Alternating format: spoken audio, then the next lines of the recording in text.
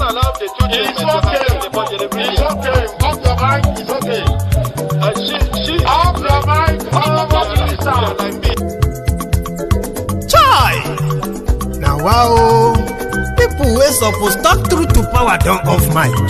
And if we talk, now 500,000 they go sama us, call them hate speech. But fear not, my ego don't come. Him go torchlight every corner, nooks and cranny of all these bad people where they spoil our country.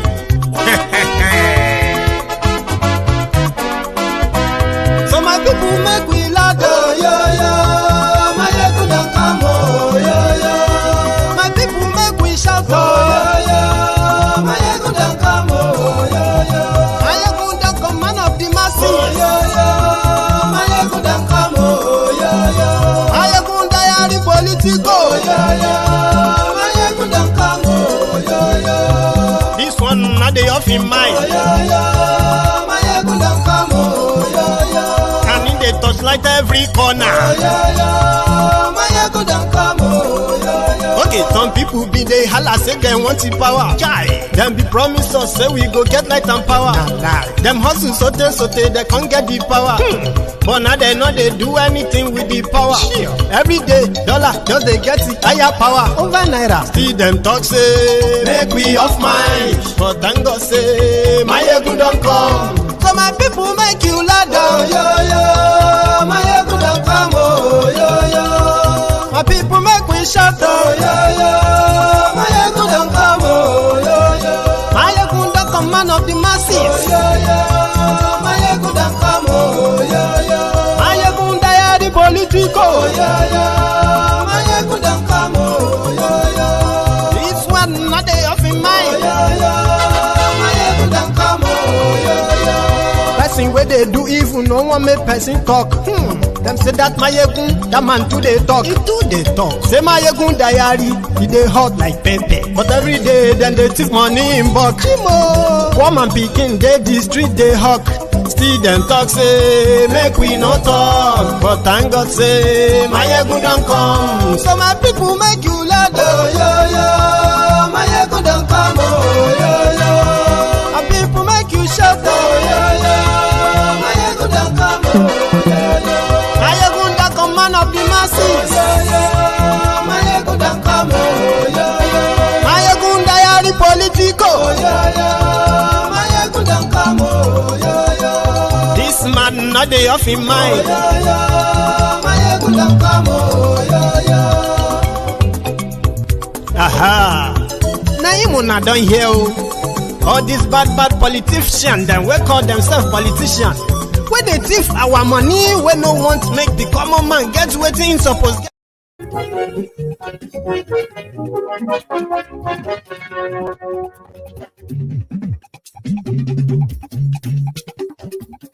Hello there. Ayegula wamo la moto do.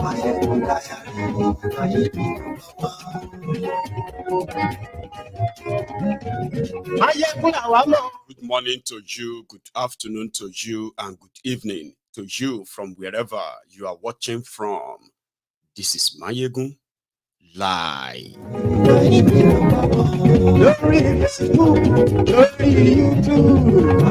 I apologize for the late start.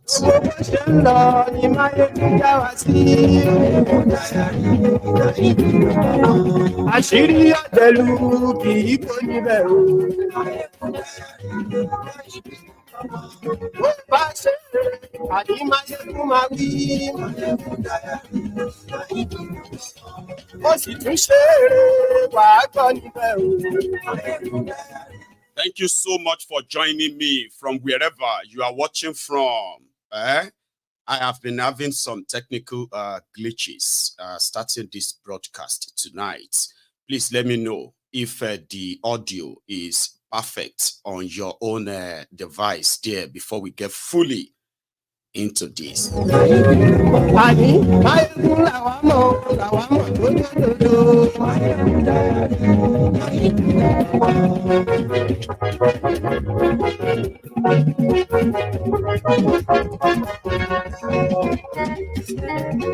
Ani esuraki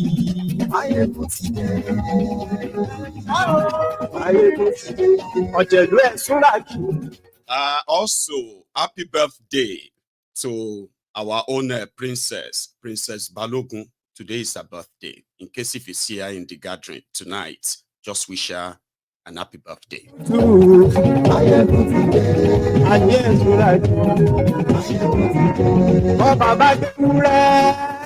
Share this broadcast. Invite your friends. Invite your not so friendly friends and tell them that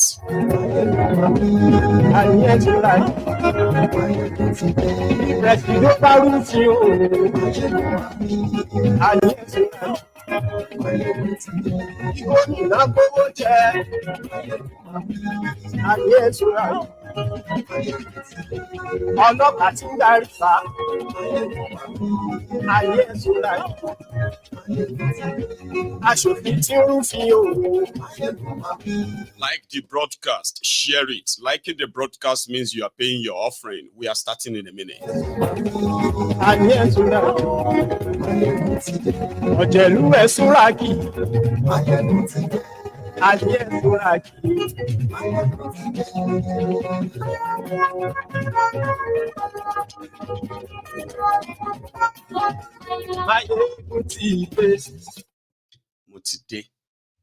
So the audio is perfect. Even though I think there is a little bit of lagging, help me manage them, okay? I'm working on how to fix that for us. So happy Sunday to every one of you, brethren. And this program tonight can be classed as our Sunday sermon, where we call it a no holds bar session. It is a session whereby if you don't really have thick skin, you may be very uncomfortable, okay, with how we are going to approach the conversation tonight. So for those who love to be politically correct, for those who want to watch their languages, for those who are scared of their God representatives, like the men of God and all that, you may not find this palatable or comfortable. So you might need to excuse yourself.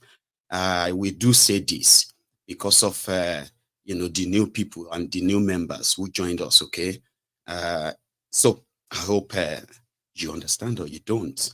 So good evening to you, good afternoon to you, and good morning to you from wherever you are watching from. It is Mayegun live. And tonight, if you have read the caption of the broadcast, the description, that means you are halfway there, okay? So we'll start with the rider. Baba Adeboye has dropped another set of lanbas, okay? And I have told you this before. We all know the relationship between the pastors, be prophets, you want to call them, politicians, and the different policies of different government formulated by politicians. Majority of them they've kept the people poorer and unsafe, okay? However, the system has used religion to sort of keep people under control. And Baba Adeboye happened to be one of those prominent figures in that field. When Baba talk about all other things God says to him, I just feel like, as a member of his flock, as one of his flock, right? It's up to you to sort of believe and kind of connect with it. But when they are using the same pulpit to pass some subtle messages that are just there to mislead the people, but it is not direct. It is to kind of control the mind of the people, okay, in a way that even when the calamities, the consequences of the actions of the politicians, who are also friends to the GOs, by the way, so when the consequences of the actions of the politicians begin to take effect, they will remember Baba told us that it was going to happen. Everybody that is complaining right now, they are unbelievers who should have known better. Because from the beginning of the year, Papa told us that he was going to get messy. He didn't tell us how messy, but we know we are in deep. Now, for clarity, okay, for clarity now, for balance. I mean, Baba Adeboye, and people like him, they are not your decision makers. So, do you understand? Like, they are not your president or your governors or what have you, which is in clarity, they are not.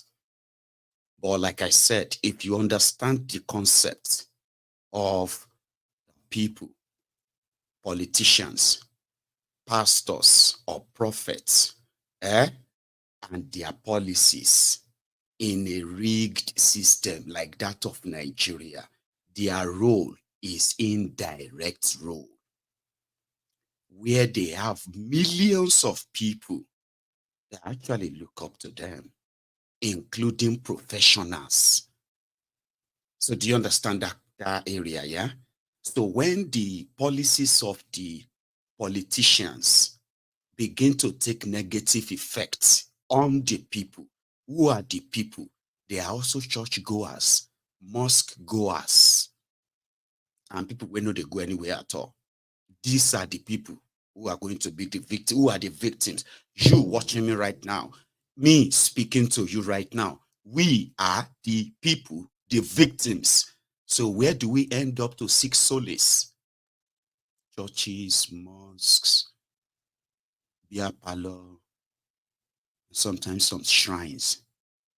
Here you get seeking solace from the consequences of the policies of the politicians who are friends with pastors, prophets, mind game. So when people like me begin to people like you will begin to ask me to pray. It is because of people like me, Nigeria is not working, because we don't have faith. What kind of faith is this that I have to suffer? In Islam, they tell you about Al-Jannah. They tell you about, what do you call it? Jahannam. That is hellfire. In Christianity, they taught you about hellfire and paradise.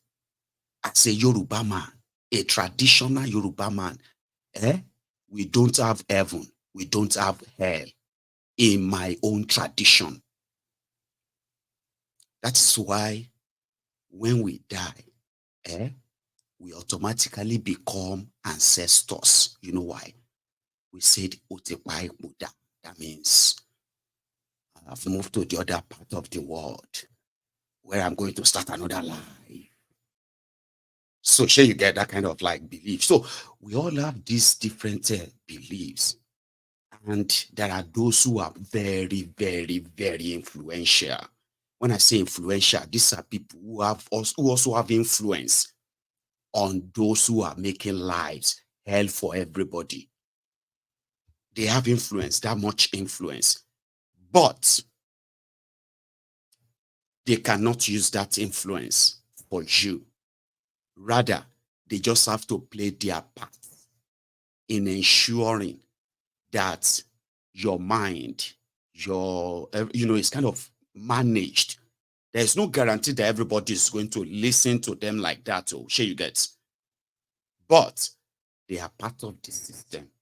That is what I am trying to tell you.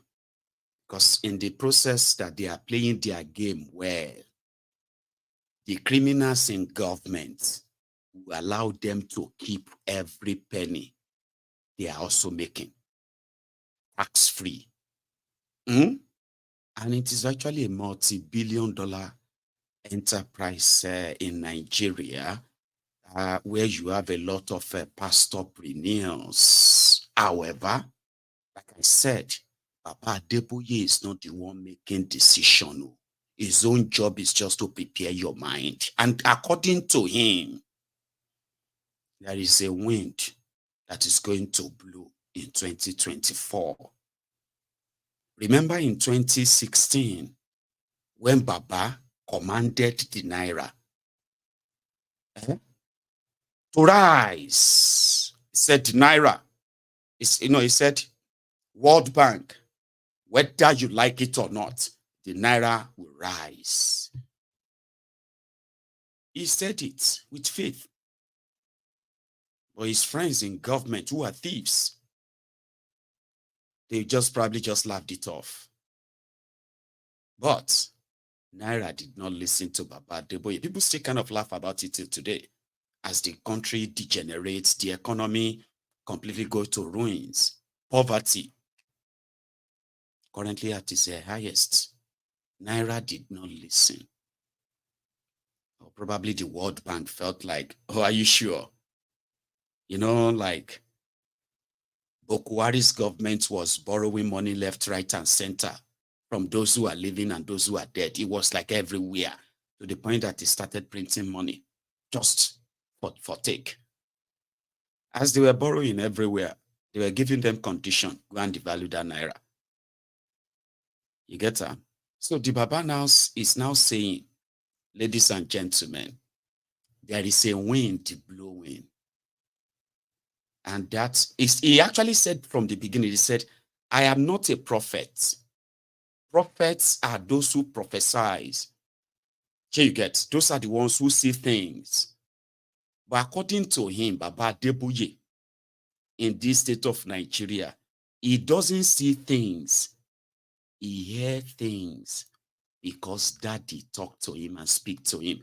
And again, if this message is for the congregation, as some people will say, of course, I would have nothing or no issue with it. But because me, I know how these things work. When Baba will leave, those of you that currently have no visa application, but they will give you visa this year and you have grabbed it as your New Year resolution. Those of you will say you don't get boyfriend, but you have been told you will marry and you will give birth this year, is yours. You see those ones, they have to do with faith. Faith, belief. Some people will hear some things and they'll be like, that's funny. I don't even have a boyfriend. How am I going to get married and have kids this year? Oh, I don't even have a job. And they said that I'm going to be so rich and wealthy this year. I'm going to, that kind of things that they say to you. And some people just say, I take it. Oh, you are going to make $100 million this year and you don't even have a job, right? But you still have to take it if you have faith. That one is different. You see, when they begin to go to Nigeria issue, Baba don't cross express, Lagos-Ibadan expressway. Around that time, people like me will be interested because I know where that is headed, talking about influence. Because the problem people kind of complain about these days is that a lot of Nigerians who are indeed going through all of this right now, how come that they do not have that confidence and courage to stand up and mobilize themselves, hit the street, and tell these politicians, wherever they are from, PDP, APC, Labour, whatever it is, you are all suffering. But there is no unison of purpose to say, let's go out there. Because from every business centers they built, Moscow, churches, so everywhere you see them, they are telling you to calm down and look up to the sky. Because the sky daddy is going to change it for you. Sure, you get around that time, me, I know say about the Cross Express in here. we need to kind of address it. But without misquoting him, he said he is not a prophet. And there is a wind blowing right now. Because the truth is this, there is money in Nigeria. The money is just in the wrong hands. But there is a wind blowing. That wind is not only going to, it's not just going to expose those people. So, oh, that sounds good.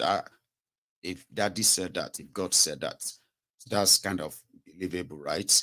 If many of them get exposed. Look at Betta Edu. Look at the mess she is in right now. People said people paid to be ministers under Tinubu. They pay as much as 1.5 billion naira to be ministers. And as you are right now, a lot of you have heard about Betta Edu Abi. There are other many Betta Edus who are doing the same thing right now. So if Baba said that, Daddy said, majority of them are going to be exposed this year. Exposure doesn't even mean the end of their career. We have seen so many repentant criminals, repentant thieves, who have rebelled again, and they are still leaders everywhere. No be so, but I don't want to misquote him.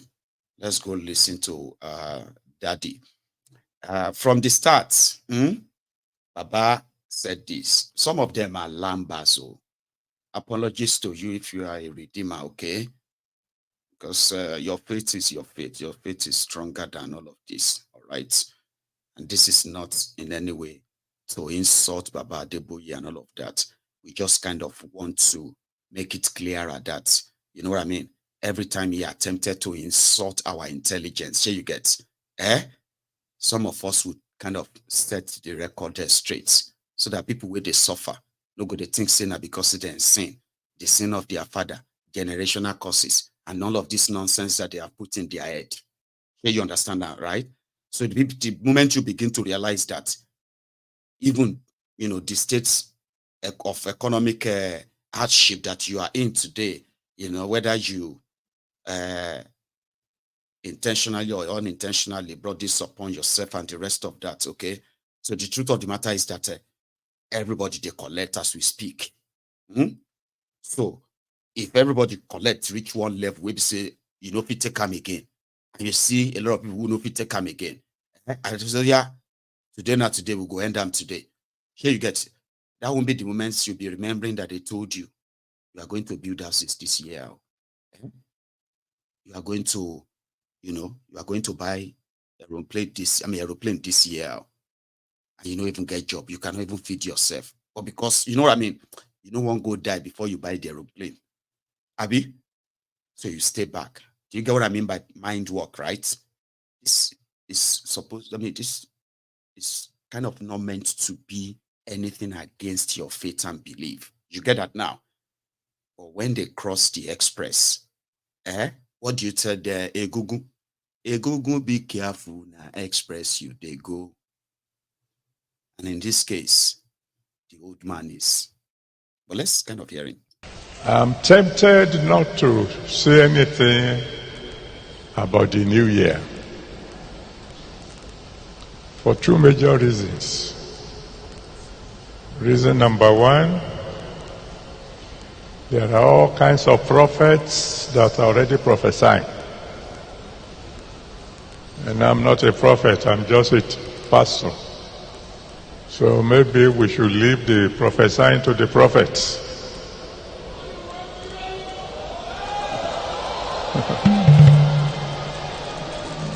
And then reason number two,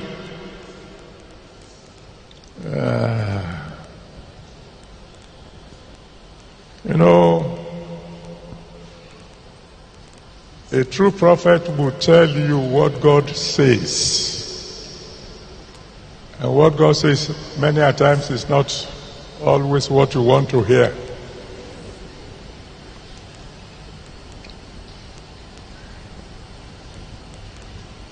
I'm going to start with Nigeria.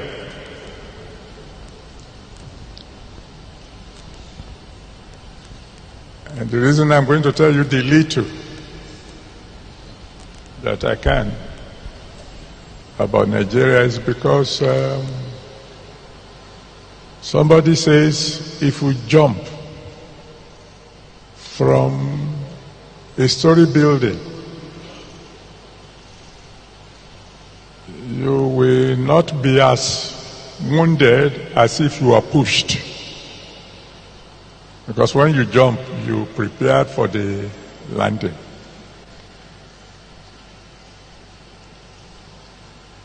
Everything God is saying, send round one little sentence, which interestingly I heard from those who are dramatizing. Even though they don't know what they are saying. You can write this in capital letters. The wind is blowing.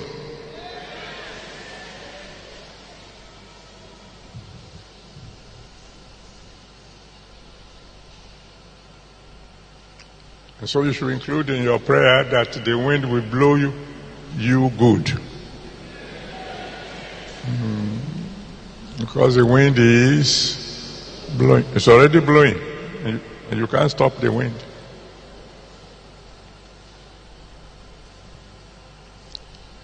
As far as Nigeria is concerned, my beloved children,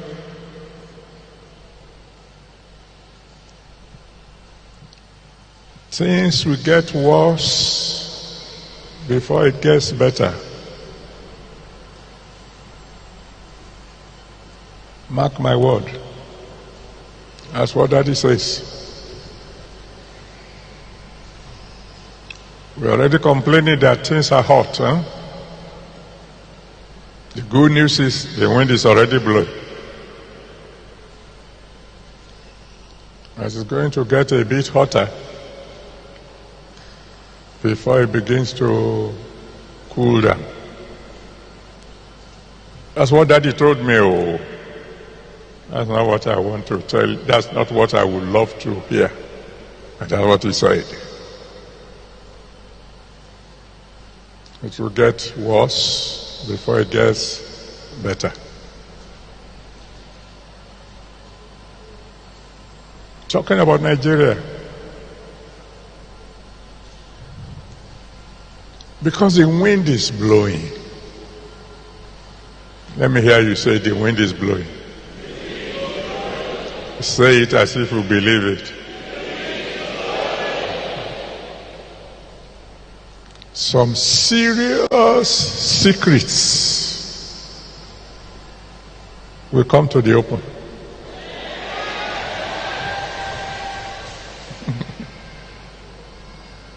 You know, the elders have a proverb. If the wind blows, you will see the anus of the chicken.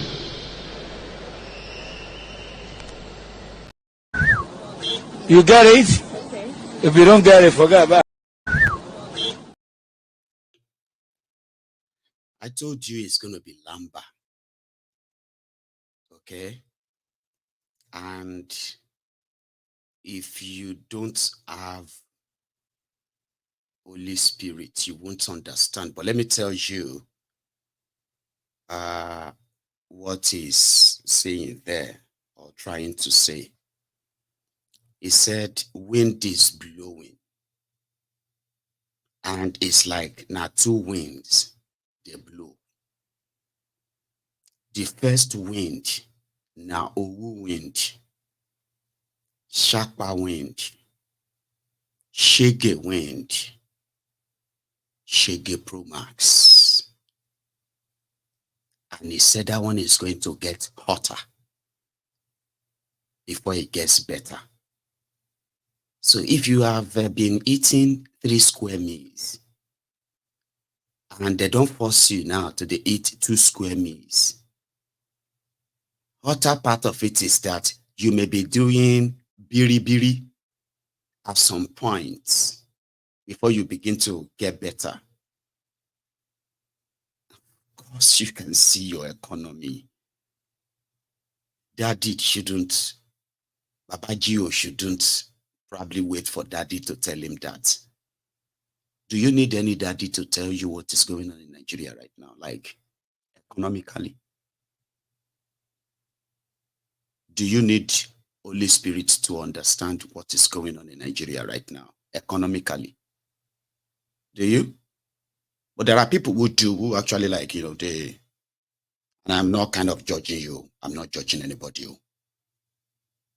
But the point there is that that is just the first part of the the wind. The second part of the wind is that where he said some secrets are going to come to the open. Secrets like Dangote refinery is a fluke. Boguari's government is the government of thieves and then terrorists. What kind of secrets will Daddy now bring out later this year that is going to be beneficial to those of you that have been dragged down the Shapa swimming pool where everybody they drown right now? See, there is other part too. And somebody said, Babajio is trying to be very careful. In Nigeria of today, you have to be very careful. But no matter how being careful, a lot of us can identify lamba when we see them. Abi, this one is still about Nigeria. That's why we are talking. Daddy, please continue, sir. Tell your friend the wind is blowing.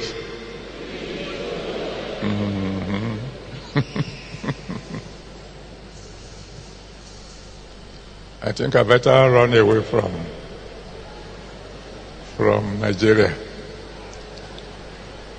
What I mean by run away, I mean from prophecies concerning Nigeria. Don't lose hope.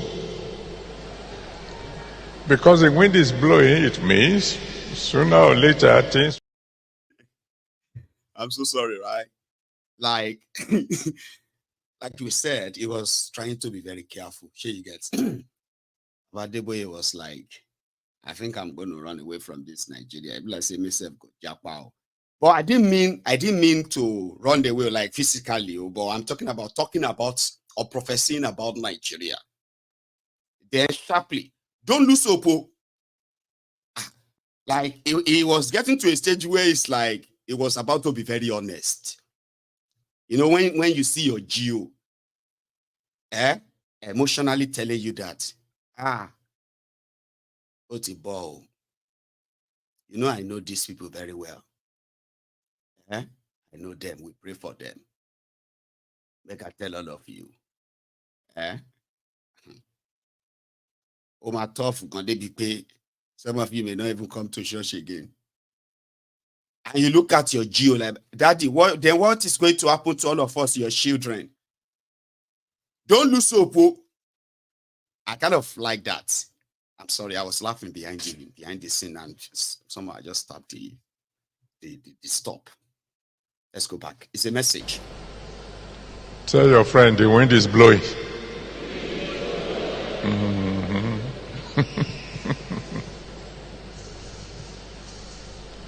I think I better run away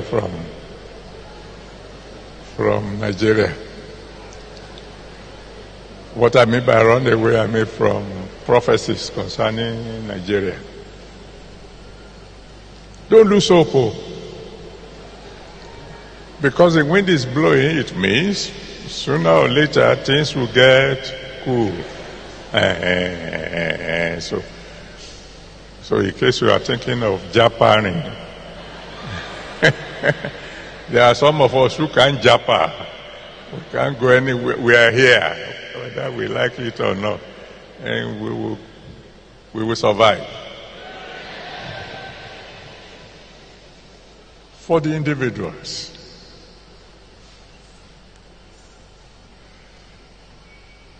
the Lord made it clear to me that because the wind is blowing, There are some people who will start this year as nothing. But before the end of the year, they become significant.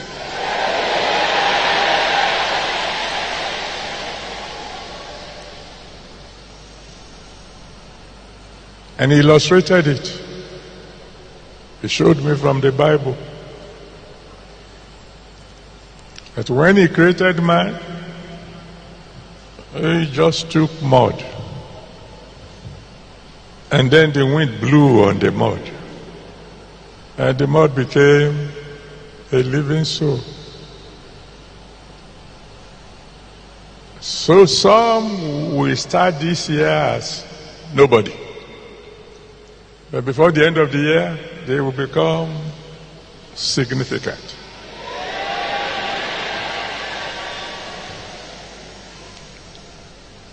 For the individual, just like those people who are doing their drama we're talking about, and I know the Holy Spirit must be speaking somehow to them, they didn't know what. There have been many opportunities this year. So get ready for them. This is what they call insider information. You are hearing about it now before the opportunities will begin to come. The girl who was talking to her husband, and I was laughing when the husband said that, how long will this continue? That he has to soak gari in the morning. I said, hey, you better thank God that you have gari to soak.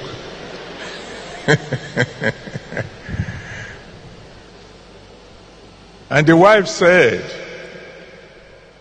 when the wind is blowing, some people will build a wall, some people will build a windmill. I said, who told her that?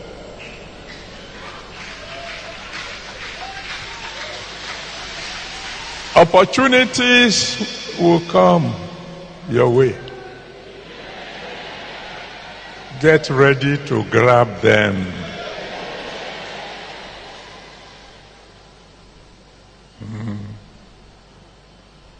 Maybe I should stop there too for now. He said, no, people.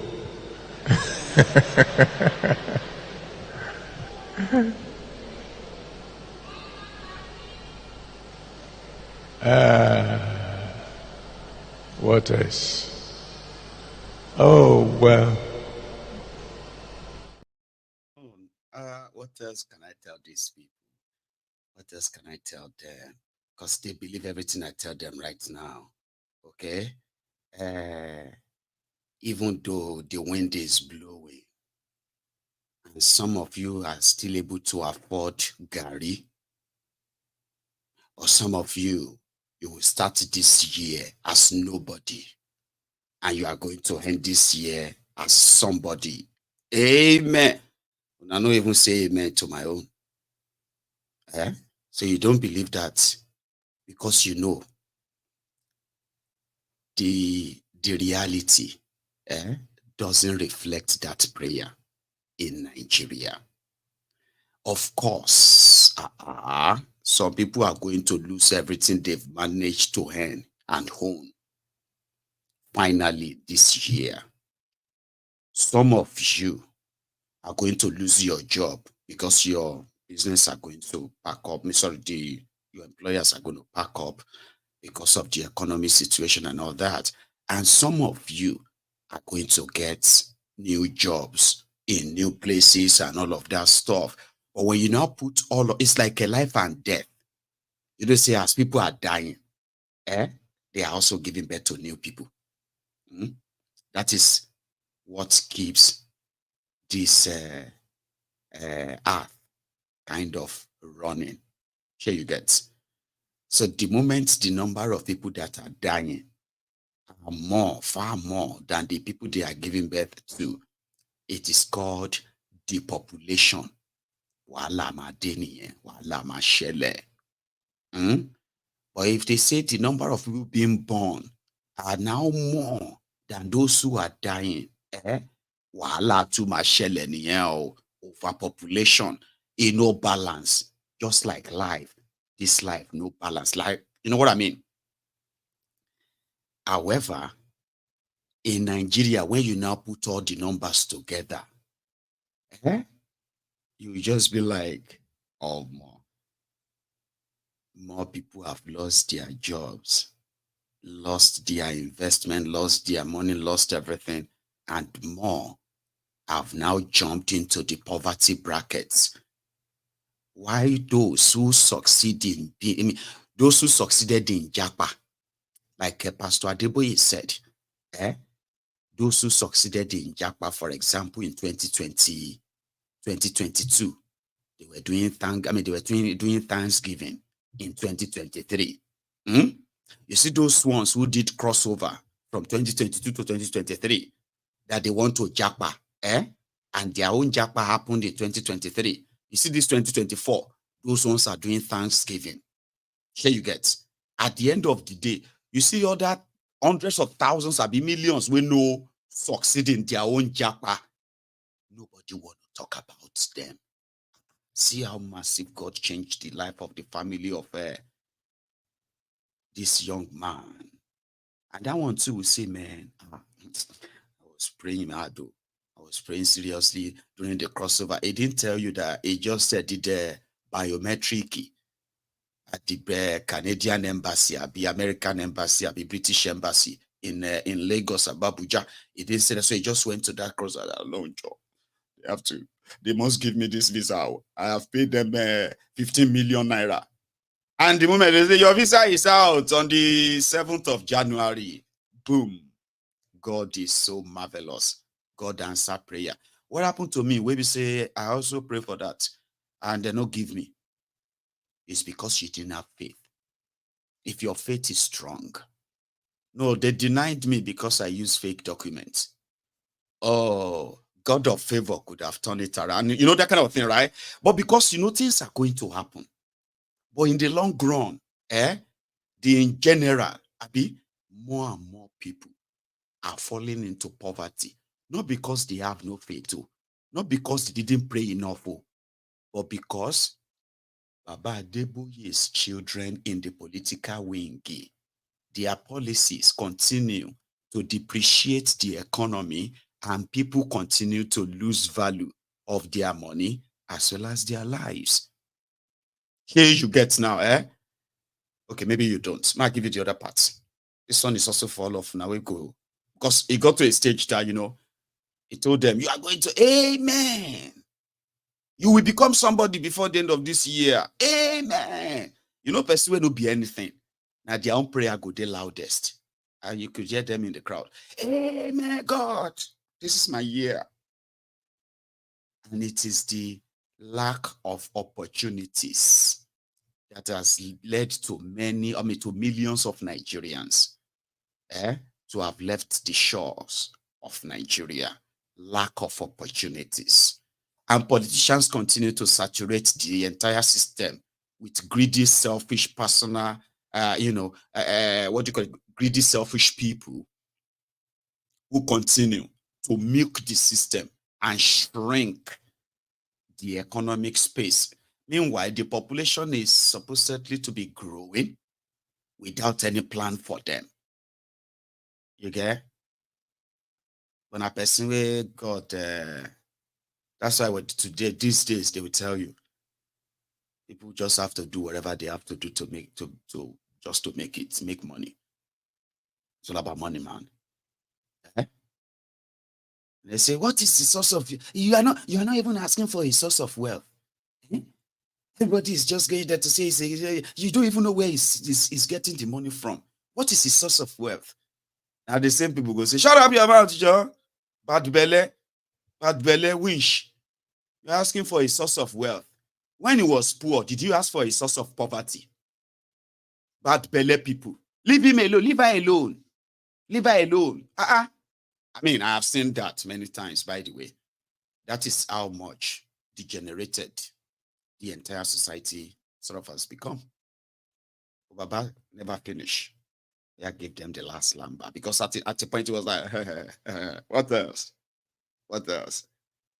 What else did daddy tell me again? Oh. Because at that point it was like, oh, these guys will believe anything, oh, because they will claim it. You are in the presence of Baba Adeboye. Are you playing? Baba Adeboye is here and he wants to pray for you. Bishop Oyedepo is here. Are you playing? Your life has changed. Do you even understand? There are people with that strong faith, and I respect that. I do. The reality out there, which he personally knows, here you get. He could use that influence to tell you the truth and say, listen, you might need to actually stand up and fight for your survival in this country. Daddy told me it's going to get hot, but daddy also said you must be ready to stand up and fight. What I see is not good. They will believe him. So you mean God didn't say that, Abby? He just told people, so I go out to, but don't worry, you go make them this year. Amen? I have one last one. On the international scene, because the wind is blowing, there will be divine interventions in those places in the world where things are hot. There will be divine interventions. On the international scene, the Almighty God assures me that there will be quite a few medical breakthroughs that, particularly in the area of incurable sicknesses like cancer, like asthma, like hypertension, like what do you call this? Sugar diabetes. God said, because the wind is blowing, there will be quite a few mighty breakthroughs, particularly in the area of medicine. Lift your hands to the Almighty God and cry to him and say, Father,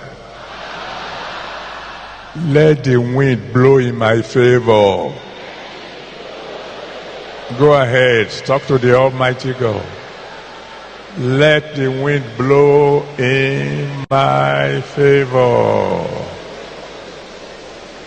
Let the wind blow in my favor.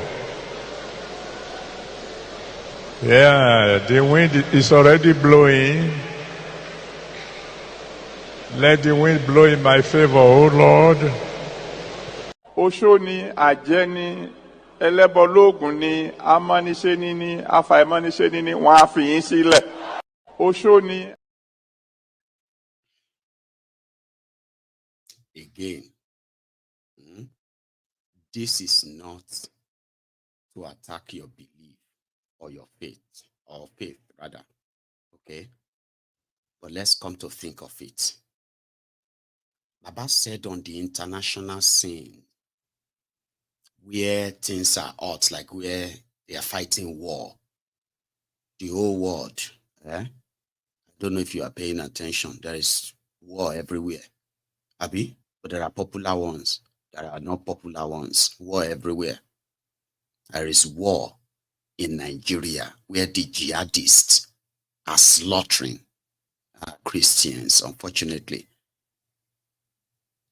Daddy didn't tell Baba Gio anything about Plateau people and the Middle Beltans and all that, because he's probably not interested or he decided not to tell you what Daddy told him about the Fulani terrorists that are kidnapping and murdering Christians up north.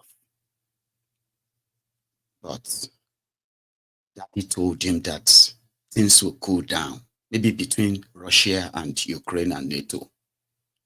And things maybe between Hamas and then Israel. I mean, that would be good news, won't it? Like if things could kind of simmer, right? But he also said there will be discoveries there will be scientific discoveries for terrible diseases like diabetes, hypertension. And majority of those who are in those churches, they will tell you they received their healing and all of that, about this, about that. Great. But in Nigeria, in a space of listen to this one, in a space of 8 years of APC, Nigeria lost over 20,000 professional health practitioners, doctors, nurses, and all of that to different parts of the world.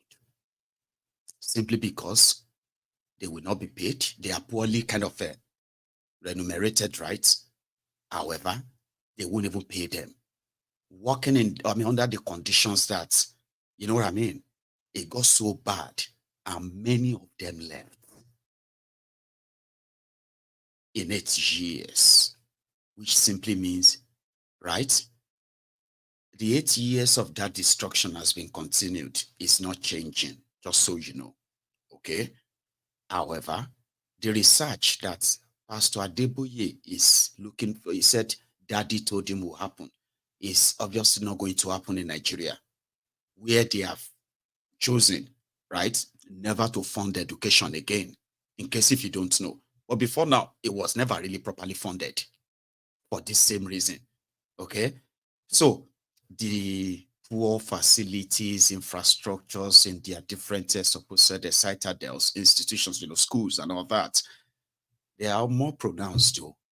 Here you get, talk less of them sort of funding researches, scientific researches. No, in Nigeria, they will close down, they will sell warehouses, they will sell factories that have folded up. They will sell them to, and then they will open, they will sell them to businessmen, pastorpreneurs. They will open business, huge centers.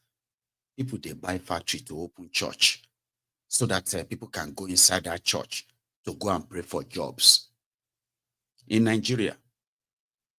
And that is why he said they should raise up their hands and tell God that this wind that is blowing will blow in my favor.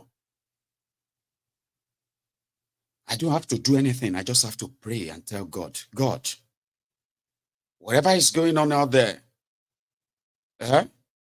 whatever it is, all this wind, all this air, I just want it to favor me so that I can come back here and glorify your name. Mind game and the brainwashing and all that. Here you get. So this evening it said, there is money in Nigeria, but the money is in wrong hands. So the people must pray to God to take it from them and give it back to the people. And they believe they can say that to God and God will just do it. And they will just say, hey, you, bring that 48 billion, we will give you that time. I'll bring this 200 million, we will give you that time. Like, oh yeah, go drop it. Like that. Some believe that. And when they turn into millions, it's scary. You know what I mean? Like, they said that you have to be, a lot of you look down on foolish people. People that have been sort of, people that have been brainwashed for real. They look educated. They're not always like looking like, people that needs help per se. No. Like good-looking people, like educated, exposed, and all of that. It's not poor or whatever, right? People that have been brainwashed. You haven't. Okay. Now, there's something I wanted to put there, but just felt like I'll hold it. Give me 1 sec. And we are competing with armed robbers and the bandits to recruit from the youths who are unemployed. 33% unemployed.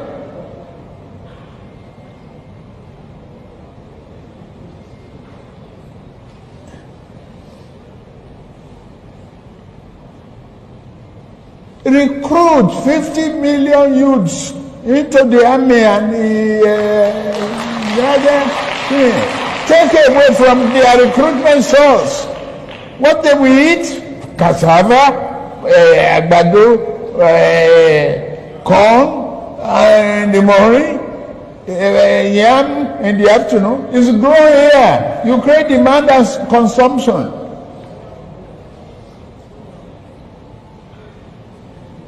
For over 5 million army of... It is smoke Igbo. It is take Indian.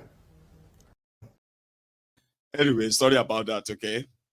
So what I was saying there is that Adeboye was now telling, he knows, like, in reality, right? This is not going to happen in Nigeria, so let's just pray to God that it should come and favor me. So like I said, that's how they pray. They go into places that should be where they are really productive. And then, So anyway, I'll leave it at that. We'll leave it at that, and then I will let the faithfuls do their own thing. I don't, you know what I mean? So let me take you back to Rivers State. With a Wike and then Fubara. That seems to, sort of kind of have settled the other time. Where a Wike seems to be back with the drum of war. Drums of war, Denny. So I'm gonna show you something. Just don't get bored. All right. This is where a Wike, a Rivers State, hosted by an APC local government chairman, is said, right? But we'll start from this. No matter, because I'm not his party. He said you're a Rivers man. He said you're a cabinet person. We must give you support. And that is what I have always been preaching. That it doesn't matter where you belong to. What's important is the interest of people of Rivers State. So I'm happy. There's no politician. If you want to be a successful politician, then know that people will hate you. Not people. Greedy ones will not like you. They'll be envious of you. Nobody has done well in politics without enemies. Is that not correct? Mention one person that's a successful politician today without enemies. Mention. If you don't want to be hated, don't do well. If you want to be hated, do well. But those who are hating you are minority few. But those who love you, they are in a majority. And that is the people who are here in the village. I am proud as a Rivers man. When I was governor, Nigeria heard about Rivers State. When I was governor, Nigeria heard about what? Rivers State. If you don't agree, I don't agree. If you don't give what belongs to us, you don't go walk. Not be so.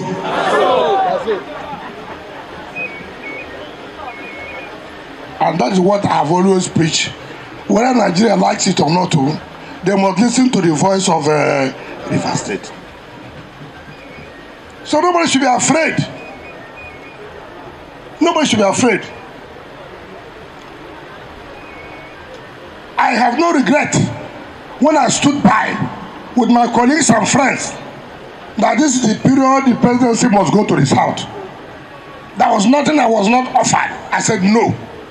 Yendeba. Now that you have taken, let these other people take. And I have no regret.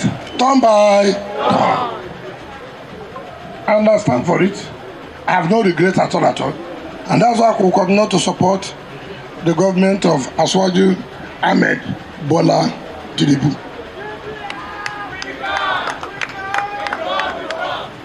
So, today as I'm going back home, I'm going with a person satisfied that my friend is back, that I'm back to my friend. This visit I came today will cause a lot of trouble. Are you aware? Yes, maybe you don't know. Do you know this visit I came today that there's a lot of trouble? Some people will start visit now. Just watch what will happen for tomorrow. People will start visit now. Follow who know road, not so. Follow who know road. If he didn't dare, he didn't dare. I know say I know road now. You know say I know road. Chiefs, I know say I know road. Women, I know say I know road. The youth, I don't know road. What did they talk now? Fucking. Who them be? How many them they? Well, we not gonna win them. Time will come. Don't worry, we have not started. Time will come. So, Victor, I thank you. I thank the leadership, KK, Paco, and all of you, the Deputy Speaker, all of you, the Secretary of APC in the state, the PDP leaders and APC leaders in Gokana, how you teamed up to honor me, to receive me in my friend's house. I want to thank all of you. I was looking for where to get cow to do barbecue today. You see how God works? I never knew that I would get a cow. God is God, though. God is what? God. When I looked at it, I asked when I cow did there. They say cow did. Matter don't free this free now. Now barbecue, Prof. I'm not inviting you to join me for a barbecue. I will invite you another day. So continue to support Victor. Let him continue to be relevant in the politics of Nigeria. Paco, KK, Leslie, the Deputy Speaker, all of them who mean well for all of you. Continue to support him. Marin Piggy, Dumnale Deko, all of them. They have, for the first time in the history, Ogoriman is the chairman of Works in the Senate. It is not given to, hey, no minority party can be chairman of Works, but they gave it to him. When Mr. President was forming the board of NDDC, I was privileged to be told. I was privileged. And I said, sir, there's a need for the government to be in that board. That's a need. Today I'm happy. Leader meeting is a member of the NNPCL.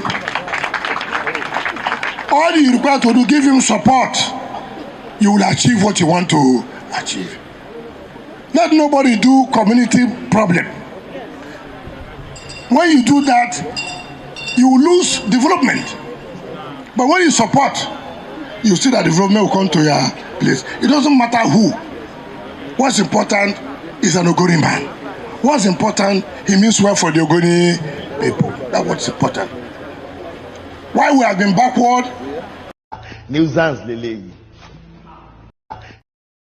That's with a Wike. And that not just first part be that too. How he sort of earn his loyalty from his own people, like he said, my people. Sure you get is to distribute. You know what they play in Nigeria is called the politics of political patronage. No, there's a word for it. So why did I forget that? You know, it's like the reason why they do it is for you to reward them with something. So, you know, to be patronized, to be rewarded, kind of. So in Ijebu, they will tell you that, in fact, in Ogun State, they will tell you that Nobody does politics because of God or because of anything. No. They will tell you, if you're a politician, they will say it, you probably have heard that many times. You are here, you are saying, please, please, in the name of God, please support me. Who does that? That's the belief. You know what I mean? Like, you have to bring something. How can you just come here empty-handed and start using God to say, so now because of God, I will take feed my kids this evening. It's so bad that way. So that people like with a Wike also kind of pick 1, 2, 3 people, 4, 5, 6 like that, and just put them in different political government positions. Their job is to make themselves worthy enough that they can recruit other people as loyalists for their beneficiary. And that's how the network works. And then he can brag about it openly as well. Like, you know what I mean? There is other part where he said, very soon all of you will know who is in charge of River States. I don't understand what he meant by that, okay? I'll show you. With a Wike, and they said currently in River State, they are doing what is called the Rice for Rice battle. Rice for Rice battle is that anywhere where with a Wike give them rice. I mean, so anywhere where Fubara give them rice, with a Wike could give them another rice there too. Rice for Rice war in Rivers. But yeah, he said, you will soon know who is in charge. But did you hear where he said, you know, the reason why he worked for Tinubu?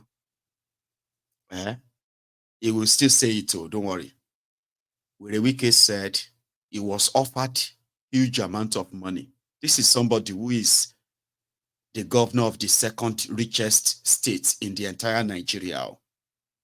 Here you get, saying that they offered him huge amount of money not to work for Wike. I mean, not to work for Tinubu. He's a PDP governor who made a deal with APC to shank his own party. And is not ashamed of it, like ashamed bow. And that's why he said, follow no road. So which money they offered with Wike? Huge amount of money that they offered him. Who offered him the money? And then you can be like, since Tinubu said, whatever money cannot do, more money will do it. Happy? So maybe he was offered more money. It's not about money. For those who know how all of this happened, Abi. But who is in charge of Rivers is the coming soon war. That Wike is feeling so good that he would show Fubara. 2024 is here anyway. So yeah, Wike, please continue.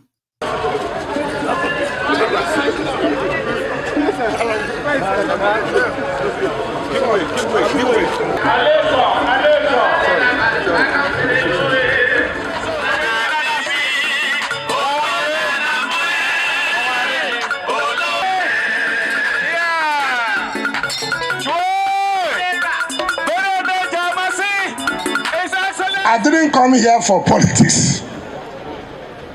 I came here to visit my friend, Chief Victor Giadam. I was to be here on the 1st of January this year, but because I was outside the country, and I called him, I'm sorry, I will come today, being the 6th of January, to come and see you and drink the normal palm wine we used to drink together in those days before he left me.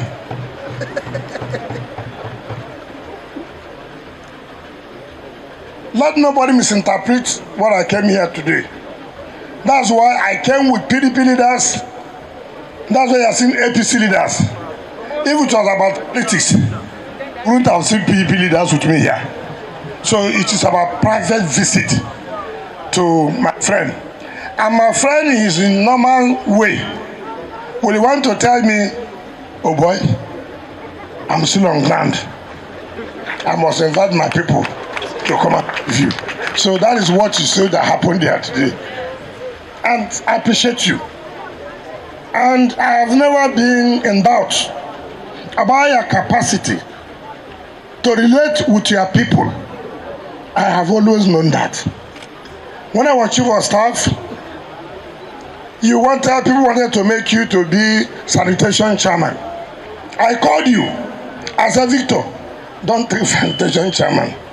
Go and be council chairman. So that you will relate with your people and see what it has paid off today. That's why you can speak to your people in the language they understand, and they will always answer you. When it's all about politics, if you cannot make impact. Politics is about impact. If you want to be a successful politician, you must impact on your people. Is it not correct? Correct. When you call your people will listen to you. Your people will answer you. Is it not true? It's true. Just this is a private visit, and Victor has called you. Come and receive my friend. He's coming. See what has happened there. Not where it is a political rally. Then what would I thank you. I know when you were Commissioner of Works what you did. In fact, when I was coming in here, I was telling Danobi, road can make a community to be a city. I used to be here now. It's not better. I used to be here. It was not developed like this. Now it's a city. Whether I like it or not. I know you contributed immensely. Not just better within the Ogoni and the Gokanas area. I used to think that people would hate me. I used to think so. I went to Lagos before I traveled. The chief of staff was having a party. I entered. If there were 300 people there, 270 want to snap picture with Wike. So I was not telling those I went with, what is going on? If it was in those days when I was in the world, a lot of things would have happened there. But because I'm no longer there, so I was just sit down, look. And the chief of staff said, come, oh boy, now you do the party. Why is everybody coming to you? I said, oh boy, I don't know. Then the next day, I went to another party by the chairman of Federal Inland Revenue. Everybody wants to snap with me. I said, what is going on? And I will agree to snap with you. Then we went to London. Immediately I got to Terminal 5, Heathrow. Everybody, I said, what's going on? And I realized it is good to be good to people. It is good to make an impact in the life of people. Forget about these hungry noisemakers on the road. When the time comes, we'll know who is in charge or who is not in charge.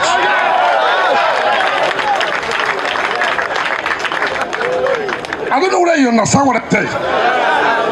There's a time for everything. There is time to plant. There is time to harvest. We have no time for politics. There's no time for anybody to say, I'm for this, I'm for that. We have not reached that time. When the time will reach, we will know who is there, who. If he didn't dare, he didn't dare. If you like, abuse me as you want. If you like, employ everybody in social media. Let me tell you, I've never bothered myself one day to know who is abusing me, who is not abusing me. When I go to work, I feel satisfied. I go back home. I ask those my friends, do we have good whiskey? Is there any good champagne? Let's go, boy, sit down. Let's enjoy our life. So, politics will come. We did not contest election. It is smoke Igbo. It is taking India. I wanted him to get to that part, your favorite part. A lot of people have been saying that the reason why sometimes you will see where a Wike, it will look so dry, so kind of, it will look sick or skinny. Another time you will see him, it will look a little bit alive again. Some said it is the alcohol consumption.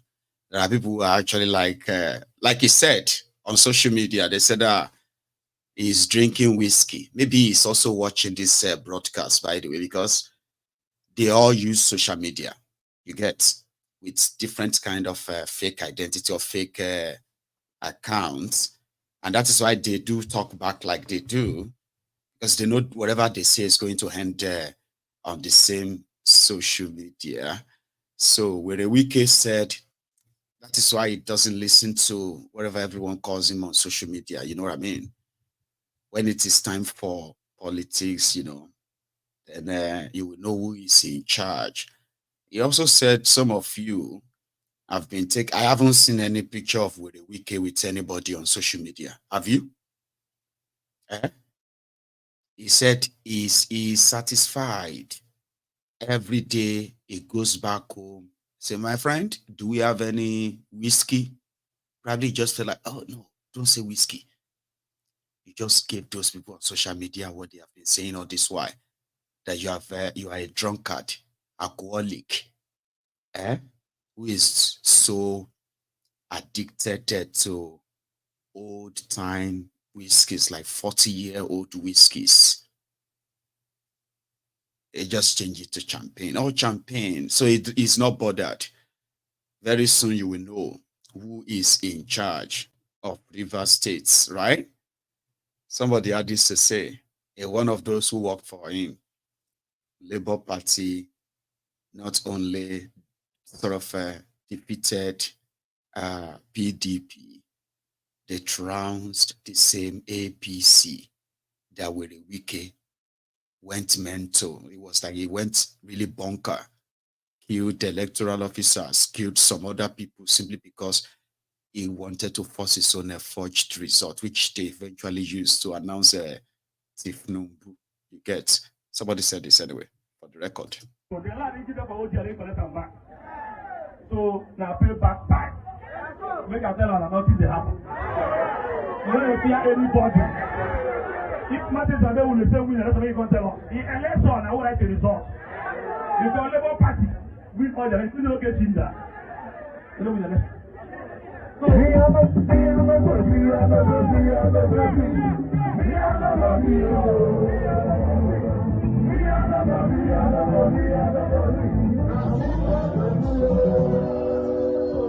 want to assure everybody that is here, that we'll have a governor that loves people, that loves our people. We'll have a governor that has human face. You know the person will go use you, dump you. Ambassador Tinubu, Here you get, now the Fubara people be that. If we still have enough time, I'll probably add extra to what we are hearing from River State. Here you get, like every camp Shai is kind of getting ready. Like this guy too. Let me quickly show you. Simnalaye Fubara is a true son of Andoni. Yes, sir. Here is the road that was initiated, flagged off by the government of Dr. Peter Odele in 2005. The road remained uncompleted. It remained abandoned until our brother came to the saddle. In less than 6 months. In less than 6 months, we can all drive to Andoni. The headquarters of Andoni, we can all drive down. We are all driven through to this place. Why should we not be happy? Why should we not support such a man? Why should we not support such a character? The past 8 years, I have said it before, and I have not been contradicted, that not even a toilet was commissioned in Andoni local government area. Confirm. Despite our huge support, despite our sacrifices, Large number of votes. despite the 92,000 votes that we delivered in 2019, despite the 72,000 votes we delivered in 2015, not one single project was delivered in Angola. We stand to be contradicted. If anyone has a project commissioned by the River State government within the past 8 years, they should come forth and contradict us.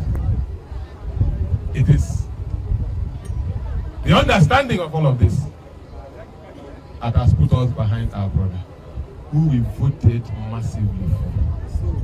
And we will continue to support him. We want to thank His Excellency, the President of the Federal Republic, who, despite... Sure.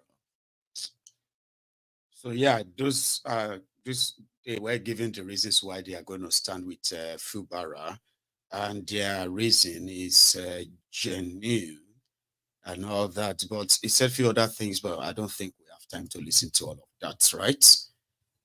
Right. A few days ago, the memo of 585 million naira was signed by this lady, Betta, Betta, Edurada. She is the Minister of Humanitarian Affairs and Poverty Alleviation under Tinubu. And as that is said to be currently kind of being investigated, she's, she's actually a woman in the league of her own, by the way. Now you see what they said, that whatever man can do, women can actually do it even better, by the way. Now, Betta Edu is back in the news. Like, some were trying to defend her when she asked the Accountant General of Nigeria to transfer 585 million naira into a private account of a lady, and the lady will share the money to the vulnerable people, poor people in Cross River states, in Lagos states, in Akwa Ibom states, and Ogun states. So that raised alarm. But people said before that, he is Okokobioko of the Gbewiri squad, Tinubu and his 48 thieves. Here you get. But they say she's actually like a proper Okokobioko, because majority of them had to pay to get their names on those ministerial seal. Do you understand? However, he is one of those considered to be rogue, like rogue. And as it is right now, it's like they're about to throw her under the bus. The leakages that you were accustomed to. Do you remember Kemi Adeosun? You remember her? Kemi Adeosun forged NYSC certificate, committed perjury. But when it was our time, they fed us with enough inside information that at that point, even Kemi Adeosun's family had to ask her to come back to London for her own safety. She resigned. The woman and the women that succeeded her, they turned out to be Ogbulogbo, but this time around, those were covered. I mean, long story short, you get what I mean. So I'm not trying to tell you that Betta Edu deserves any sympathy. I'm just giving you some kind of, historical events like this. And now here we go there, when they will drop everything on our laps. Now here we go there. As we were dealing with 585 million, you demand 585 million into somebody's private account. Now, so now they do. They just told us now that the same CC actually booked a flight to Kogi, 3 million naira flight to and fro, Lagos to Kogi. I mean, like Lagos to Kogi, 3 million naira. Abuja to Kogi, 3 million. Most see yourself. Pay attention to the screen so that you can see the new memo. Are you with me? All the money you are looking at there, they are multiply them by the numbers and all of that too. So you can see how much is everything. 2.5 million. And then you go on to the next one. You begin to look and say, this minister, see 20,000 naira from the airport taxi. The same people that are budgeting for cars and all of that. So they carry taxi. Really, that's quite impressive. So then you go on to, you see all those ones, 1 million, 1.5, 1 million, 1 million, 4.7, 2.1, and all of that stuff, right? Airports and flights. Okay, I think that's that one there. Flight tickets, airports, taxi, and all of that. Now, the irony of it is that Kogi State does not have airports.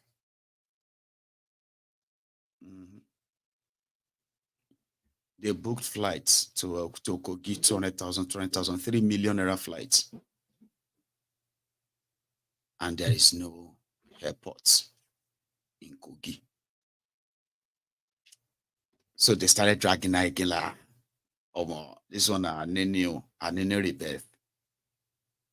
And for those who don't know her very well, is the woman who said they were going to make sure that everyone that is going to be paid by the Ministry of Poverty Alleviation, you're going to get paid by the central bank from the account of the ministry with the central bank. Nobody says somebody going to do transfer, I'll be POS transfer to you. She was saying all of that. How are you going to reach all of the people in the remotest part of Nigeria? How do you plan to reach them? Oh, we're going to use GPS to distribute the palliative, subsidy palliative. Have you forgotten, by the way? I think I have a bit of the clip.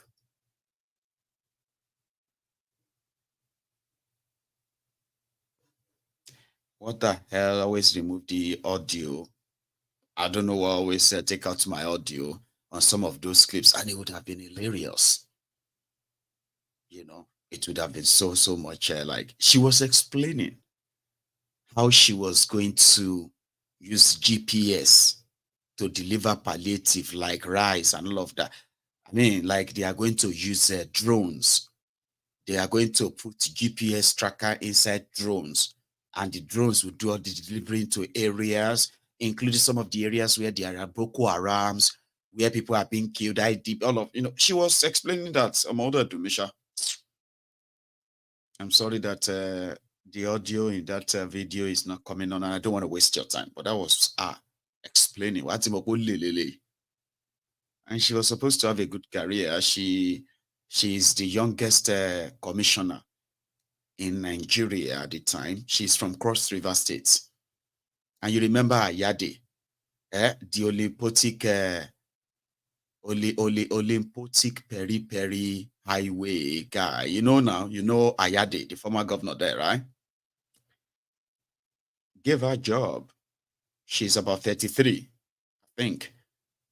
And probably 34 now, or 35. I don't know. Like, women don't like you to sort of be so interested in their age. But she's a politician, so I think I can have a pass. She's very young. She's got money. She's she's been exposed to that public stealing and all of that. By the way, but people just felt like, what's the worry? You know, be so what they do, I'm here. You need to calm down. No? So they now said that Kogi is asking them to, what do you call it? To investigate. Only, no, they investigate only. That's where you always kind of get it wrong. But with this sacrifice her, if the crowd is asking for her, or for her blood, or for her head, of course they will sacrifice her sharp, appoint a Yoruba in her place. That's what Bukwari did. Amosun brought Kemi Adeosun. When the time came, when the wind blew, or the wind started blowing, this was 2016 or so, right? They removed her and they put another Nadia. And people started crying again. Another. I say, Benny, another na kilo fascist. What you go do? I'm just saying this too. So eventually she will go and the looting will continue. It's not doing you any favor. Just remember that. This guy was a guest on Arise. I kind of love what he shared too, especially where he kind of ended his view, starting with Tinubu's lifeless budget of hopelessness. Let's hope this talks or kind of sounds is out. Have you liked this broadcast yet, by the way? I mean, like, if you have sat there for the last 90 minutes, in case if you don't know, you have been sitting there for the last 90 minutes. Yeah, 1 hour, 30 minutes, yeah? So you can also, while you are watching this, take a break from the comment section, okay? And like the broadcast. One more thing. I haven't asked you, what do you think about this background? Tell me what you think about this background as well, okay? In the comment section, okay? Now let's go in here. Somebody is talking. In 1965, Nigeria controlled 45% of the global palm oil market. Today, that market is $72 billion size. Unfortunately, Indonesia and Malaysia came to Calabar 80 years ago to pick the seedlings. To be sincere, and where they budgeted a lot of frivolous things, just like we heard Shehu said, they budgeted 200% for the National Assembly. You know, it's very unfortunate that we've gotten to this level. You know, I was sharing with somebody yesterday. I said, looking at where we are today, the person was telling me, oh, after Christmas, dollar will come down to Naira. I said it will not come down, because if you look at it, 50% of the demand pressure on the dollar is corruption driven. The same thing with the boom in real estate property businesses in the high-brow areas.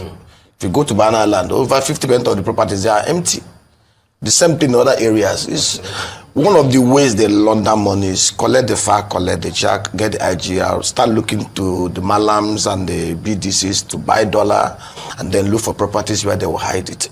And every day we claim we are fighting corruption. That budget was simply putting a legislative seal on what they just want to take, share, and distribute among themselves. Because it does not make any sense. This is a country that is already hemorrhaging. This is a country where you have 133 million multi-dimensional poor people. This is a country where insecurity is at its heel. You saw the report that was released the other day. Nigeria is second to Afghanistan in terms of corruption. And we know that at the root of the corruption in Nigeria is the current structure that we run. Between 1960 to 1966, we ran a republic that had lean cost of governance. In fact, the pecs and salaries of public office holders were tied to that of the civil service. Legislators were part-time. You had men like Sir Louis Odimego Ojukwu, reputed then to be the richest man in Africa, as a member of parliament. He didn't go to parliament because he wanted to go there to enrich himself. He was chairman of 15 corporations. He went there to enrich discussions. He went there to make laws that will add to the value of life for the people. You had a young guy that was 39, Dr. Michael Obada, as the premier of Eastern Nigeria, old Eastern Nigeria. Between 1959 to 1966, he built 214-kilometer industrial belts. He got consultants from the US. He built an economy that was growing consistently at about 9% GDP per annum. He didn't have the benefit of the fossil fuel revenue. He was using palm oil, coal from Enugu and all those stuff. This young man then, 39, he wasn't 50, he wasn't 60 when he became premier, had an efficient regional police force that was more efficient than the federal police. So much that when they were looking for people that would go and make peace at Congo Democratic Republic, they came to take the Eastern Regional Police. There wasn't like banditry, nothing like insecurity, nothing like kidnapping, nothing like militias, nothing like unknown gunmen there. You can enter Port Harcourt, a truck, and go all the way to Kano all night. Nobody will molest you. Today, we have corruption and insecurity, which is the two demons staring us in the eyes. And to tackle insecurity, we must slay corruption. But see, what they just did, in 2015, they came up with this story of, oh, they want to do zero budgeting, and which is how it should be. you look at what had happened over the previous years, you interrogate performance, and now based on that, but what they simply did was to bring out the 2023 budget, fleshing it, just do some abracadabra percentage increase over what they did last year, and that is it. And they took it, the president signed, and see, I feel sorry for Nigerians. And you saw what they said. They also included 100 million naira for school feeding. If you do not empower the parents of the student, how do you now want to feed them? This is dehumanizing. I've never, Chief Olusegun Awolowo had an education system in the old Western Nigeria that was very efficient. They had a school feeding program. It's not this kind of Babi al-Majid thing they are doing for Nigerians. Awolowo's system trained many of the people. Yes, in fact, one of those who benefited told me that even their lunch, they used to have half chicken for lunch. Correct. There was competition between the north, the southwest, the old west, the middle belt, the midwestern region. There was healthy competition. You could see everywhere was productive.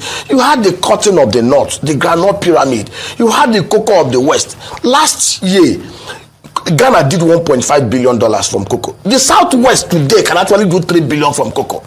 The southeast in 1965, Nigeria. It's like revving in old glory, and you begin to ask yourself, but why can't we do that now? Why can't they do that now? Corruption. That's why they can't do that now. It is not their priority.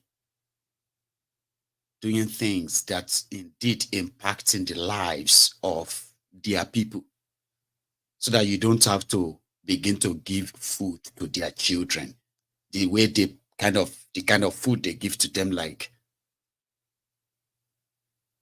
but it is feudalist system that has now, they are trying to kind of spread all over the country, all over the place, and enforce it on everyone.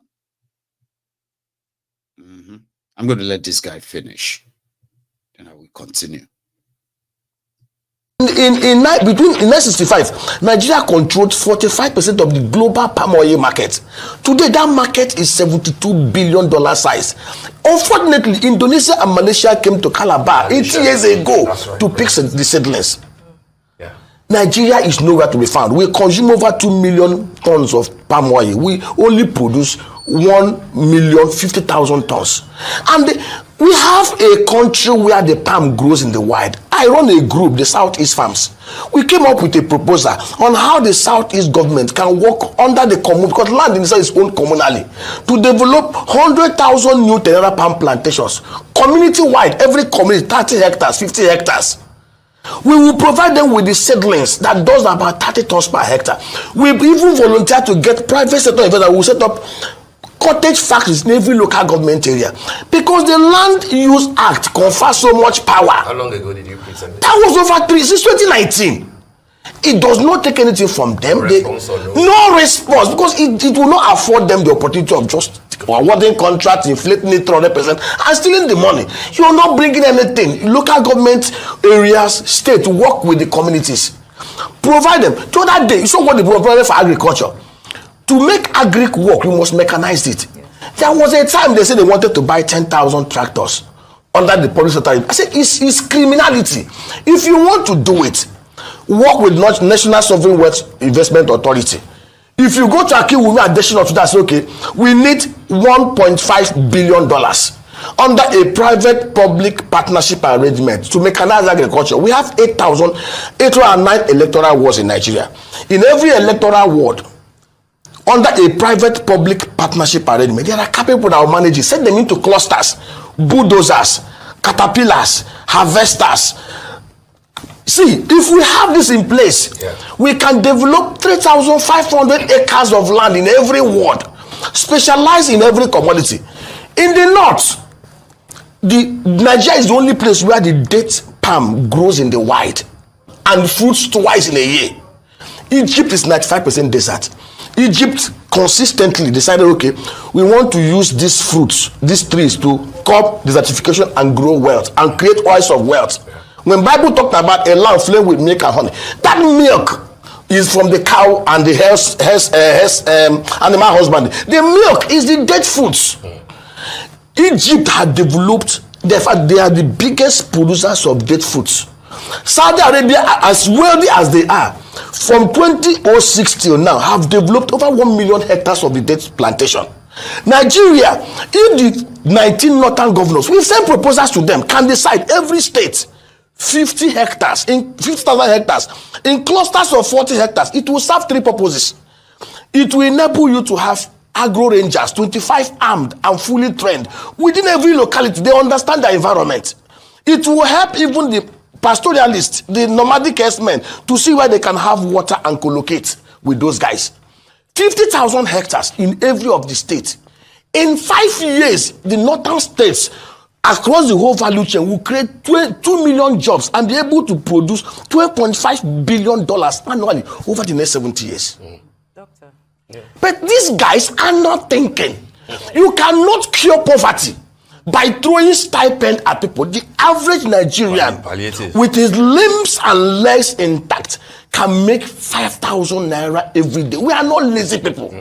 But they just want the enabling security environment, the enabling policy, physical environment. And the only way we can achieve this is for us to go back to the constitutional, physical, resource production and control and socio-economic structures that we had between 1960 to 1966. As long as we are dealing with this Abdulsalam Abubakar 1999 constitution, I will tell you, Nigeria will continue to progress in error. We will continue to progress. From 1999 till now, we've been going down. The best government we had was Obasanjo's government. After Obasanjo, Yar'Adua came in. That good man, God bless his soul, health could not allow him to perform. From Yar'Adua till now, we have been progressively going down the drain. And from what I've seen now, last time I came, I said, let us hope. Hope is the only thing that will keep us alive. But I can tell you, from what I have seen, from the local government areas to the states, I devote 4 hours every day looking at these things. I tell you, only God will save us.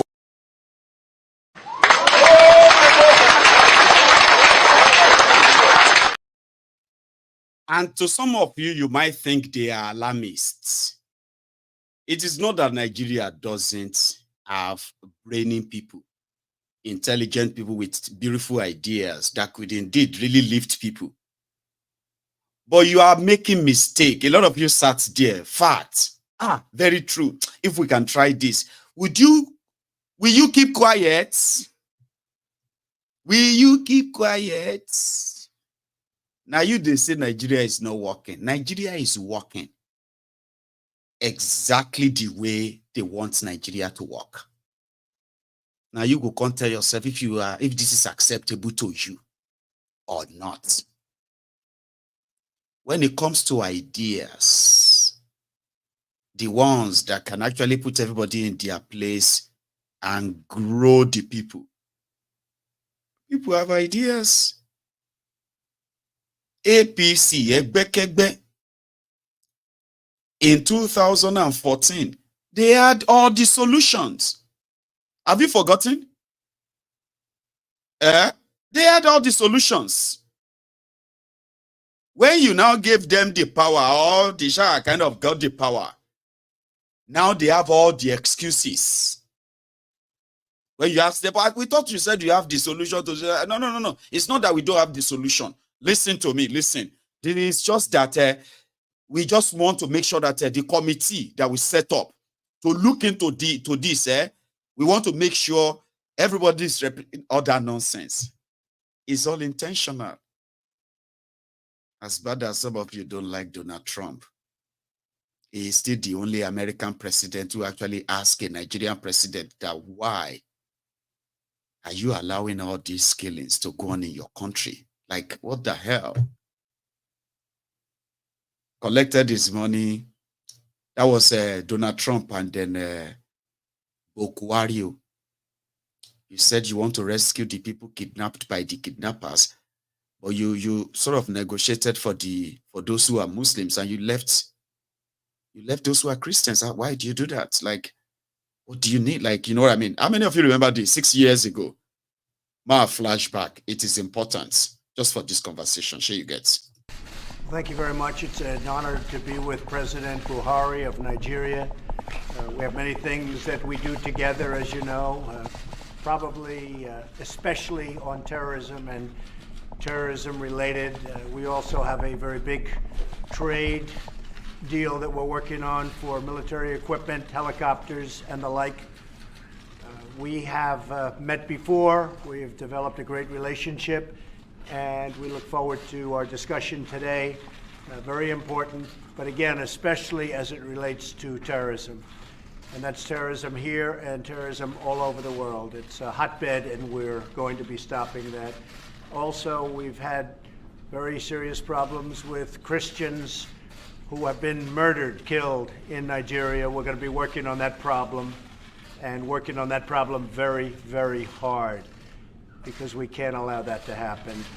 Mr. President, thank you very much for being here. Thank you. Thank you, Mr. President. Thank you. Very good. I thank Mr. President very much for inviting me. It's a great honor. I'm very grateful for it.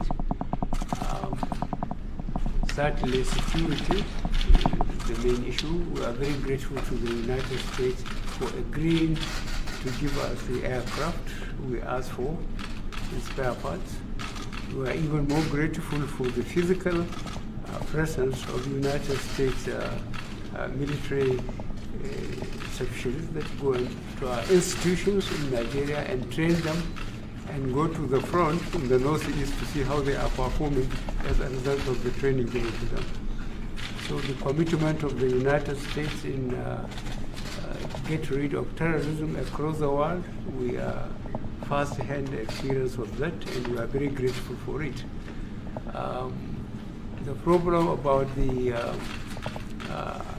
cattle rearers and herders in Nigeria is a very long historical thing, but the states most concerned, they knew that the Nigerian herders never carried anything more than a stick and occasionally a machete to cut down foliage and give it to their animals.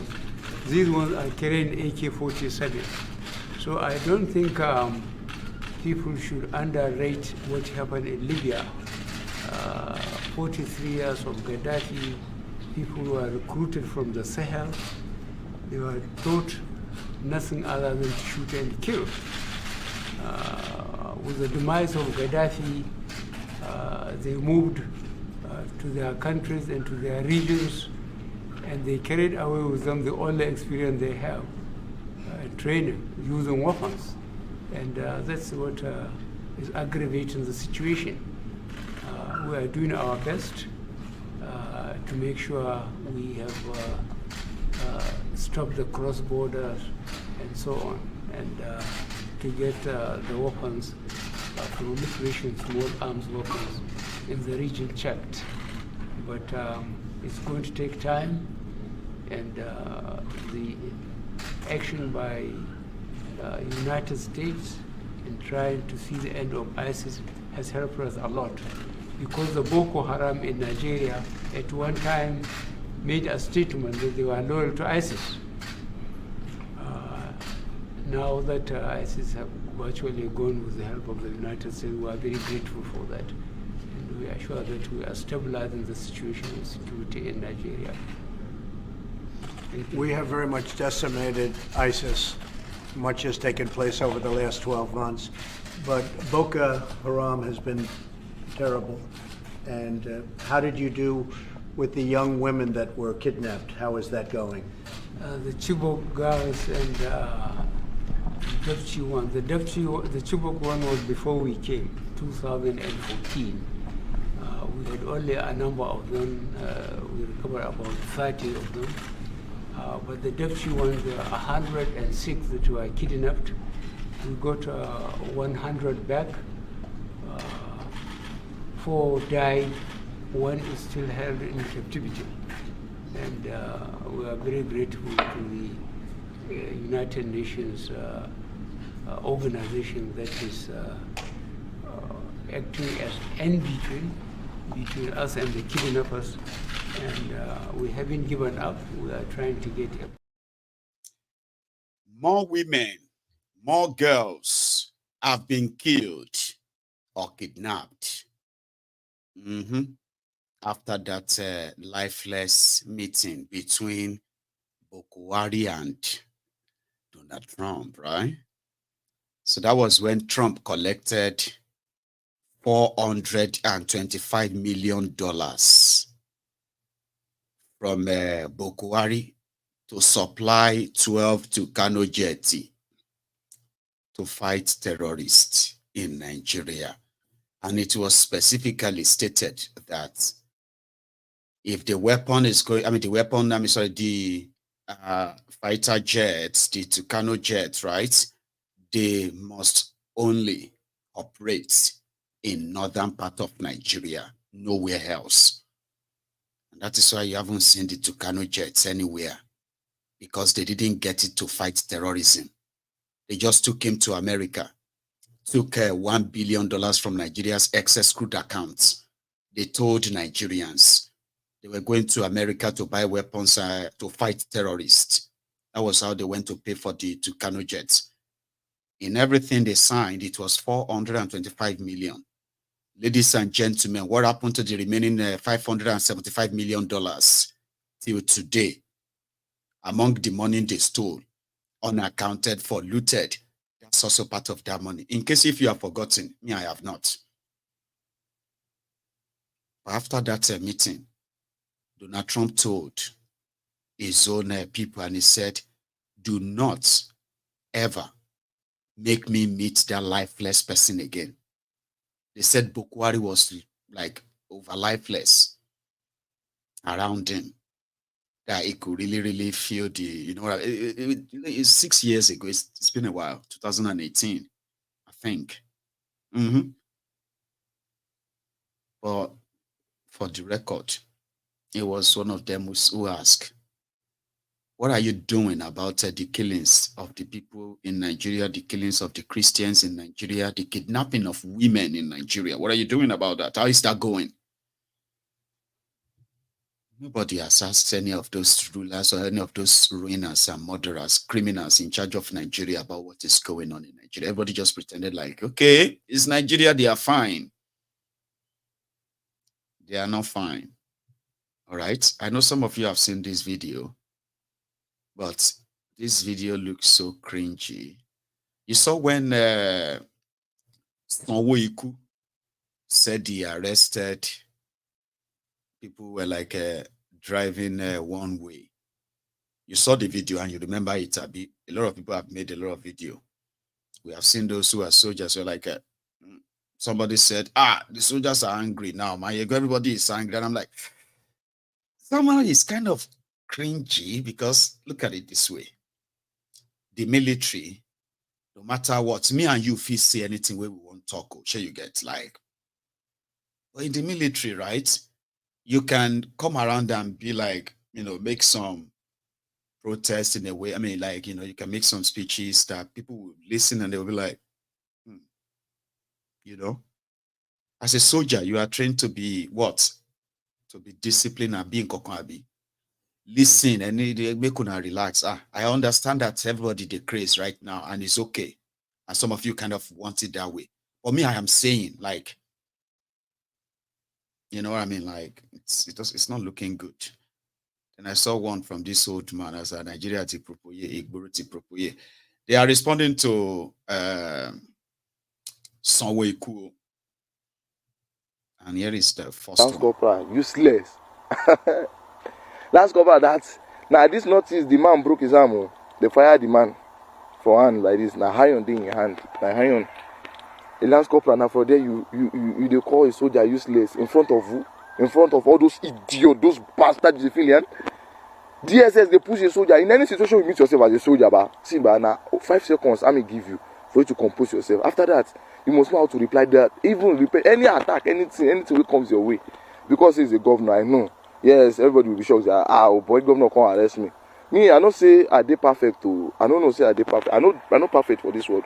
But in any situation like this, if beside your barrack far, beside your barrack, nobody, nobody can arrest you for that side. Nobody, I say nobody can arrest you. Because see, but you have to tell the man, say, sir, if you stand your ground, nobody will slap you for that. No DSS can slap you, no police can slap you, say you refuse to go. Okay, you want to arrest me for who? When MP day, military police day, what is my offense? Okay, I pass one way, beside my barrack. What if I just go outside, maybe I want to go and buy something? Or I just carry bike, I want to go and buy something. Do I have to go and follow the long roadway down because I want to go and buy something? Who does that? In which army? So now a governor have the God to go and he's even calling the soldier useless. So see, Lagos to the CPs. Let's talk true. Let's talk the truth. Lagos to the CPs. Let's assume that all this north is side here, north is where they here. Even that north is the man there now. We say the name soldier where. See now for there the governor will just carry his convoy. You will say you even they pass one way far. You will now they say me then they arrest soldiers. Can I pick this one? Pick this one. Soldier. See, he also constitutes nuisance himself. The governor he constitutes nuisance.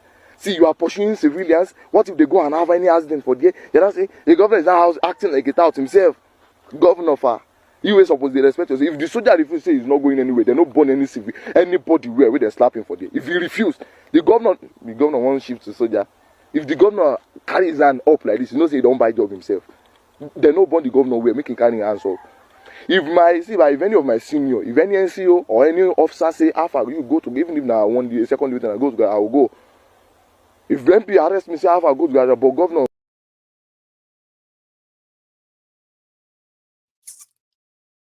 That's Nigerian soldier. Is in fact in the northeast fighting Boko Haram. I am not saying that is not their mentality. Mentality. If that is their mentality, well, Nigeria Nigeria is gone than I can even put into words. This is what happened. Okay. Number one, right? A governor does not have any kind of power of arrest in anywhere except for show of power. And in a democracy, all right?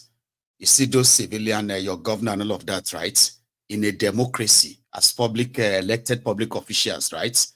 They are your superiors as a soldier. There's nothing like, because you are a soldier, you cannot be this, you cannot be that, and all of that nonsense is talking about. I know that is mostly the mentality in Nigeria, but it's a stupid one. Bloody civilian. Like a soldier will look at it as bloody civilian. If you use 5 minutes, after 5 minutes, I can kill you as a soldier. I'm allowed to do that because it's their mentality. All right? And some people were like, but why is he not going there to go and arrest Agbero? You are just trying to normalize stupidity. Like, maybe this is your own way of normalizing abnormalities. Here you go. So, yeah, I can understand. You are a typical Nigerian. So, why not? The soldier is right. Yeah, I know he's right, right? If that was him, he can shoot anybody. No DSS can touch a soldier. No, really? Now police go arrest you here in the UK. Which soldier? Meanwhile, you don't even probably need any police arrest or anybody arresting. You are driving against traffic. The light has picked you already. You will meet the letter at home. It doesn't have to have any physical contact. Here you get. Or you do something here, they say, they go arrest you. You can't say you are a soldier. A civilian cannot touch you. You the craze. Anyway, that's just what I observed. And I'm like, it's sort of a trend. Everybody just made the video and I know some way it's not worth it. They can say anything about him. I'm asking you to kind of look beyond that and be like, well, actually, normal, like, which can contribute this? Because everybody they crazy, Abi. Even this old man, we put on a camo. I know that one. You have seen that one. Some of you have sent that to me. When I started seeing it, I was like, shit, is this one also a soldier, Nigerian soldier? Abi United Nations soldier, Abi Eco, I don't know. It looks like the logo of the United Nations is upside down on his head. And he is also rebuking Sonweiku. It's kind of cringy. I don't know how you feel about it. Some of you, some of you are mad people too, where they say, I can leave that one, Jari. I like it that way. They have to, I understand you. I understand, okay? You know what I mean? Tell you, say, your anger is valid. But it is just some sort of like, your anger shouldn't probably justify abnormality in a way. But since now everybody they mad, I consider this one too a mad old man, Baba. Upside down, the logo Kenewa. You are not even sure maybe in a Nigeria soldier. I mean, I don't know. I want to know Nigboro Eko, don't die Ekoru. They destroy Lagos. Oh, arrest one. Oh, arrest one, rara. Soja lo ń arrest and you lo ń kaka sókè. Kí ló dé? You should be ashamed of yourself, Sanwo-Olu. But let me remind you, your 4 years will soon be finished now. Do whatever you like. Torment people of Lagos State. Where's my own governor today? Where's Akeredolu today? You should be ashamed of yourself, Sanwo-Olu. You should be ashamed of yourself. Nigerian soldiers are all over the world. We are in UN. We are everywhere. We're serving the nation to make the country proud. People die in Sambisa Forest. People die in Bronu. People die in Plateau. Everywhere, soldiers are being killed. And the same soldier, I don't blame you at all.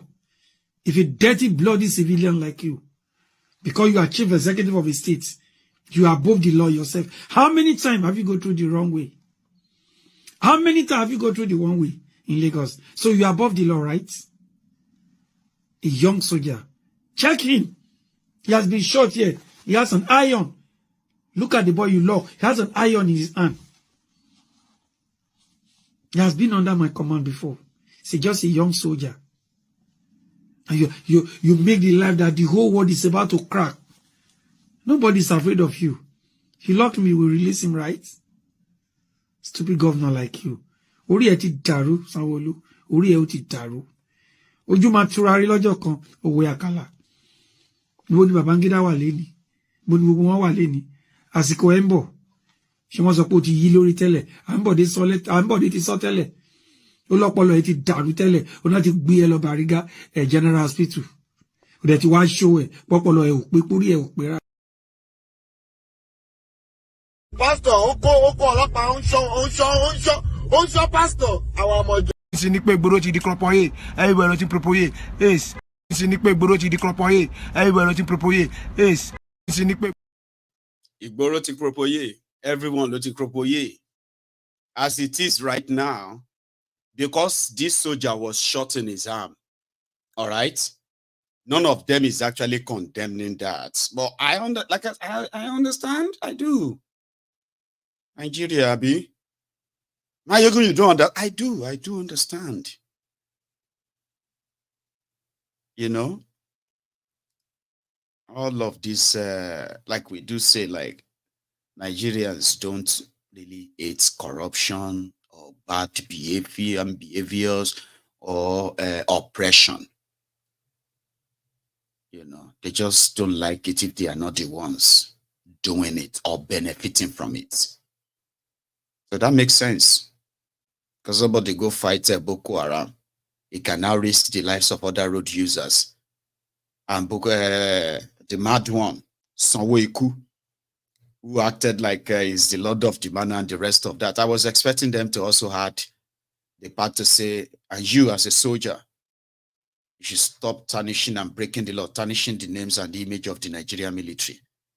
Do not be found in places and areas that are compromised, compromised positions that are going to put you in a state where you get like, I would expect people to kind of add that. No. You touch a soldier, you bloody civilian. That's it. A lawless country. Nigeria. Somebody share the video And this one is like one community in Akwa Ibom, I think. Is it Akwa Ibom or Cross River? I'm sorry. That person is going to tell you in this clip, right? Just to show you that it is not just your mineral resources that are being like aggressively exploited all over Nigeria right now, including those who are harming terrorists to chase people out of their community so that they could get whatever they could get there from there. They are doing what is called desertification, which means that guy was like, all our trees are gone. And they are on their way to China. You probably didn't know this, all right? People are being paid stipends to ensure that whatever can be taken from Nigeria, from every part of Nigeria, dubiously, rightly, wrongly, whatever, right? They are loading them out of Nigeria. Trust me. Here is one of them.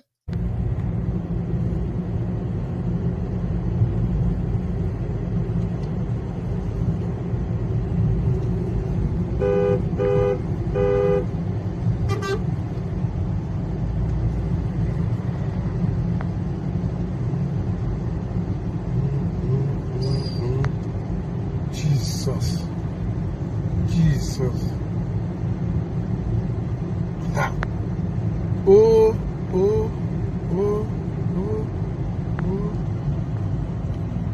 My God.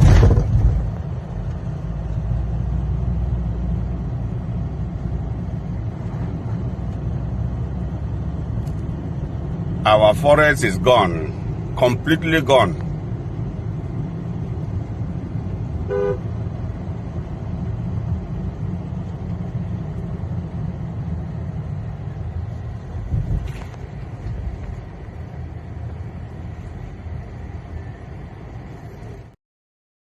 Why they are looting their resources, left, right, and center, front and back, across Nigeria, killing them and the rest. Some of the communities were just out there collecting,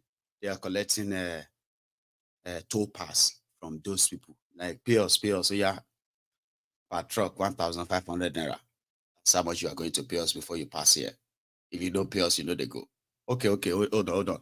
We'll go and bring our guy, we'll come and pay you. And that's how they will pay them until they move all of those things out of the certification.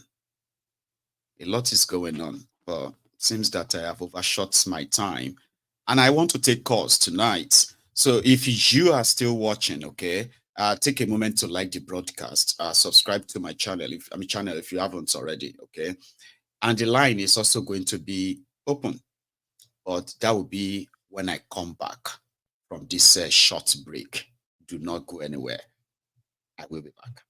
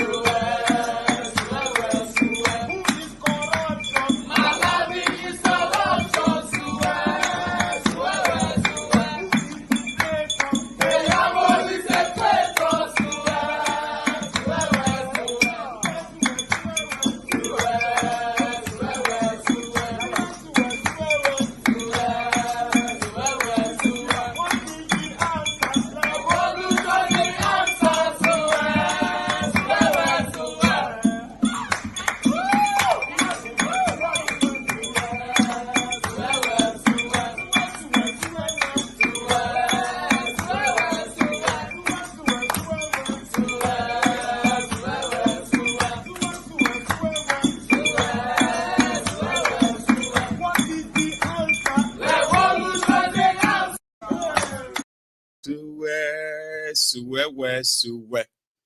I have a caller on the line, I believe. Are you still there? Hello. Mayegun Baba. Ọmọ ilé tí mo pè ní yẹn, ó bí like ó like mo win jackpot.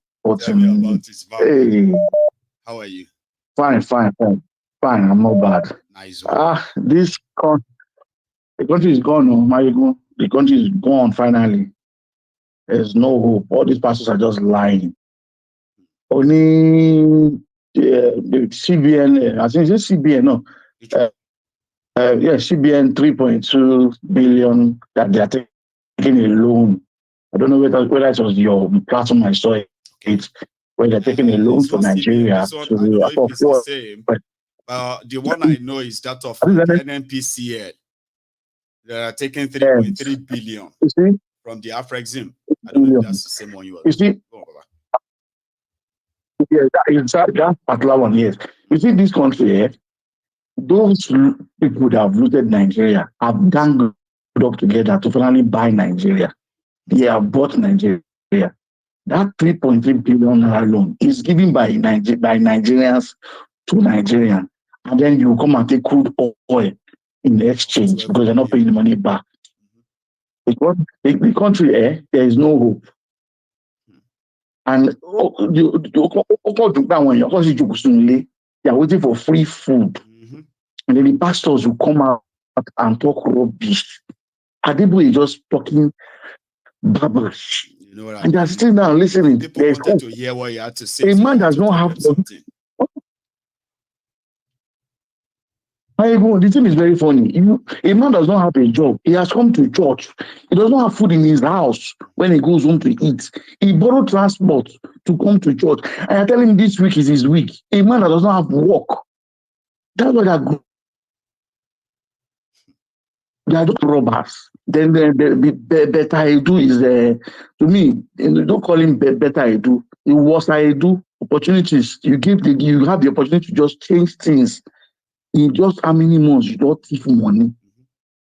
You don't go mad, like go crazy. You know, like, all the women say they are the women who pass the bed. Baba. I won't believe that with you. They will disagree with you. The there, she has done her own. You see the list of men, women. Anyway, they said what a man can do, a woman will do better. I think we should fear them more. Especially if they have really invested. No, the country is terrible. The country is terrible. I don't know. There's no hope. We'll keep following it as they continue to unfold. If you don't, there's no hope. There's no hope. Just forget it. It's only God that can save us. We said it already. At this point, Thank you. Bless you. So there are those of us who believe that that God is not going to save anybody.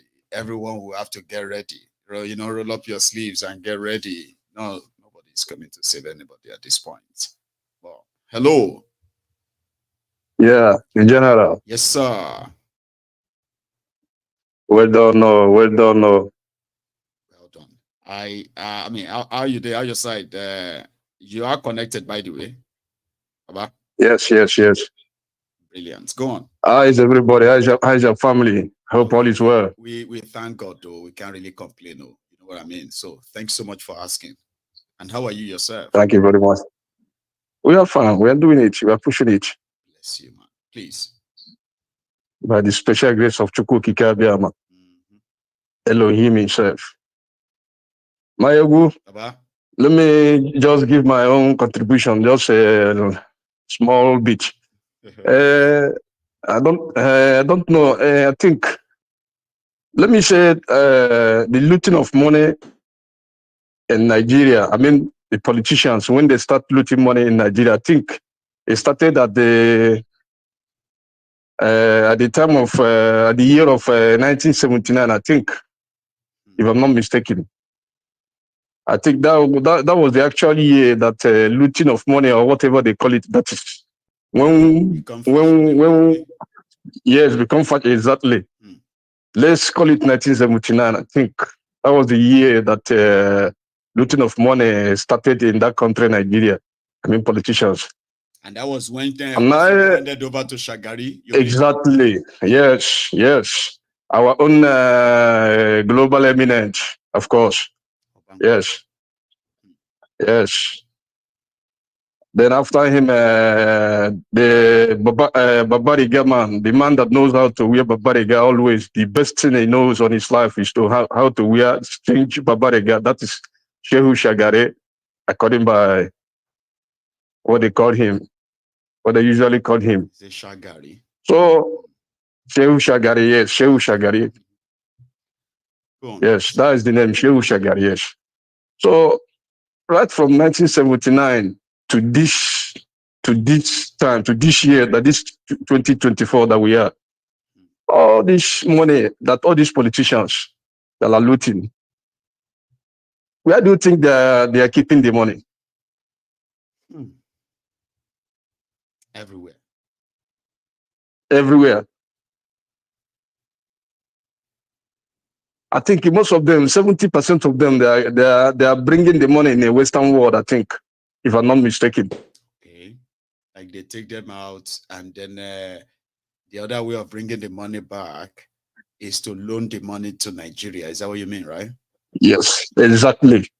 That's so if we are to do something, we, especially we that are in diaspora, I think it is time for us to gather together and to give these people what they deserve to have. You understand? Okay, just look at it. They will come to the Western world again and lend money, tell us that they lend money.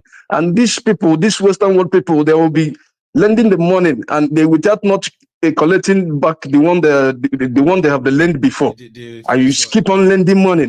I know. So at times, it's a conspiracy against. Yes, it's against the people of Nigeria. At times, I've been thinking of all these things. Every blessed day, I got to think of these things. What is actually happening? These Western world people, they will be lending money to the Nigerian politicians, doing all those rubbish abracadabra that they're doing. Then the people that are collecting the money, I mean our politicians, we are not seeing them doing anything with that money. Okay, look at this Buhari issue. The picture you showed, this him and the former president of United States, what is his name? Donald Trump. Okay, they collected $1 billion from our then bought to carry whatever. See, Buhari people robbed Nigeria. They took $1 billion to America. Yeah, they paid 425 million. Until tomorrow, nobody knows what happened to the remaining 475 till tomorrow. That was 575 collecting it from them. They only use going to America to take the money, and the rest is history. Okay, look at what they're saying. Our own reserve money. We have no reserve again. There's no real reserve. Nigeria as a country, yes. They use the reserve and borrowed money. That's right. Okay, what did they do with the money? Nothing. Then those people that are borrowing them the money, what you have heard, even if you have not given them for the very first time, that's the first time that you are giving them, you have not given them before. That you can hear other countries that have borrowed money, just like this United Arab Emirates of London, or what the debt that they owe the Nigeria. The debt that Nigeria, yes, one person, one politician has paid by 10 times. That aspect in that United Arab Emirates by 10 times of debt that we are owing. Why don't they think of what this is? All these Western world people, you understand? This is like they are eating us mugu. You understand? So at times I keep on thinking of all these things. Why is Nigeria is facing all this type of problem? And when you check out this year, it is intentional. They are doing it. They are doing it in order to suffer the countries. You understand? What I'm thinking. Okay, look at. Let me say, give this lady that you're talking about. You just narrate about what they call this minister. Yes, Betta I do. I even when the grant, I think before the palliative something, I think Arise station, they granted her interview. He said every decent thing like a saint. At the end of it, now she now became a disastress. So just You she's a understand? drama queen, and she's indeed Yes. in the league of other thieves. Anyway, Ma, take another one, Mazi. Right? Thank you very much, as usual. Okay, I appreciate that. Ma, Okay. take another one. That's Okay. that's some home truth there. And sometimes, when you say things to some point, you just be like, but why can't? Just remember I told you, like, no matter how many rhetorical questions you're asking yourself about why can't we, but just remember that Nigeria is exactly what they want Nigeria to be like. Now you the surprise. They want Nigeria to be exactly what Nigeria is now and will be in the future. If you don't stop them, they will make Nigeria that. So yeah. Sorry, my caller. Hello there. Hello, Mayego. Hello, sir. How are you? Mayego, I'm fine. This is Odogu. Hey, Odogu. You don't small take. boy's name. Baba, how you doing? I'm good. How are you? I'm very well. Oh, yeah. Thanks for asking. Mayego, I dey provoke. Why? I don't know where to start, but I just want to highlight small thing, and I just hope everybody is just listening. Everyone is Odogu, listening. You won't believe it. Oh. Odogu. Go on, Baba. Odogu, I used to work with this government in a very highly placed place, and we used to enter villa, they come out. And some of these things happening today, this issue regarding Edu, I made a post today on my Twitter. Blast C4. You can go back there and check it. I will. Blast C4. So I made a post today referring to that issue. Now let me just paint a scenario. What happened? This issue of memo thing, this is what happens in every ministry. This is how they rob the country and the Commonwealth dry. So what they do is, each time money is released, either approved by the National Assembly or whatever, they continue to hoard those monies until maybe towards the end of the year. They now raise fraudulent memos to use them to draw those monies. And go to every ministry, every parastatal, this is what is there, is a normal thing. And another thing people don't understand is this Edu lady is just a victim. She clashed with someone that is highly placed. That is why all these things are coming. I'm not a fan of them. They are all a bunch of like me too, criminals. Because without that, all this leaked memo won't be in public. I know the truth, Baba. Go on. Good. So probably she wanted to eat alone, or she got into conflict with somebody who is highly placed, and they wanted to use her as an example. And then yes, they want her out. And then these memos were created and developed by civil servants. I call them evil servants because they are not politicians.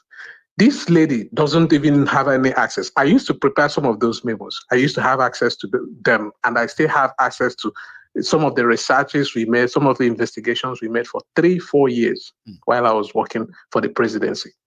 Now, ministers don't do those memos. They are done by civil servants.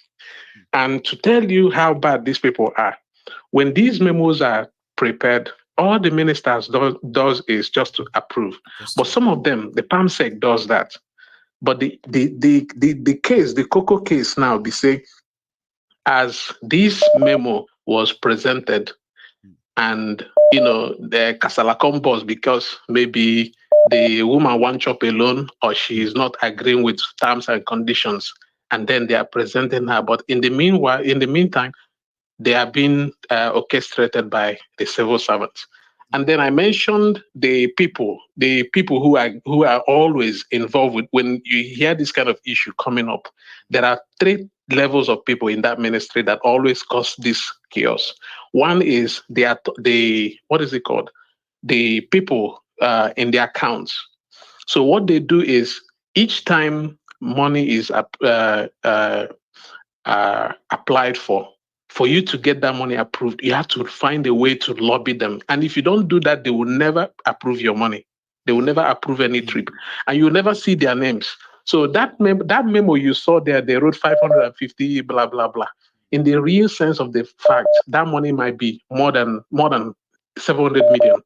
But what you see there is the people who are in the forefront, the accountants and the other procurement people. They are all part of that money, but you not see their name, you not see their amount. If you try to jump them or bypass them, you'll be surprised that everything you are trying to do will be on face everywhere before you even know it. Yeah, and that's also why people don't call them civil servants; they call them evil servants. I've heard that. Evil servants. I've heard that. Yeah. Before.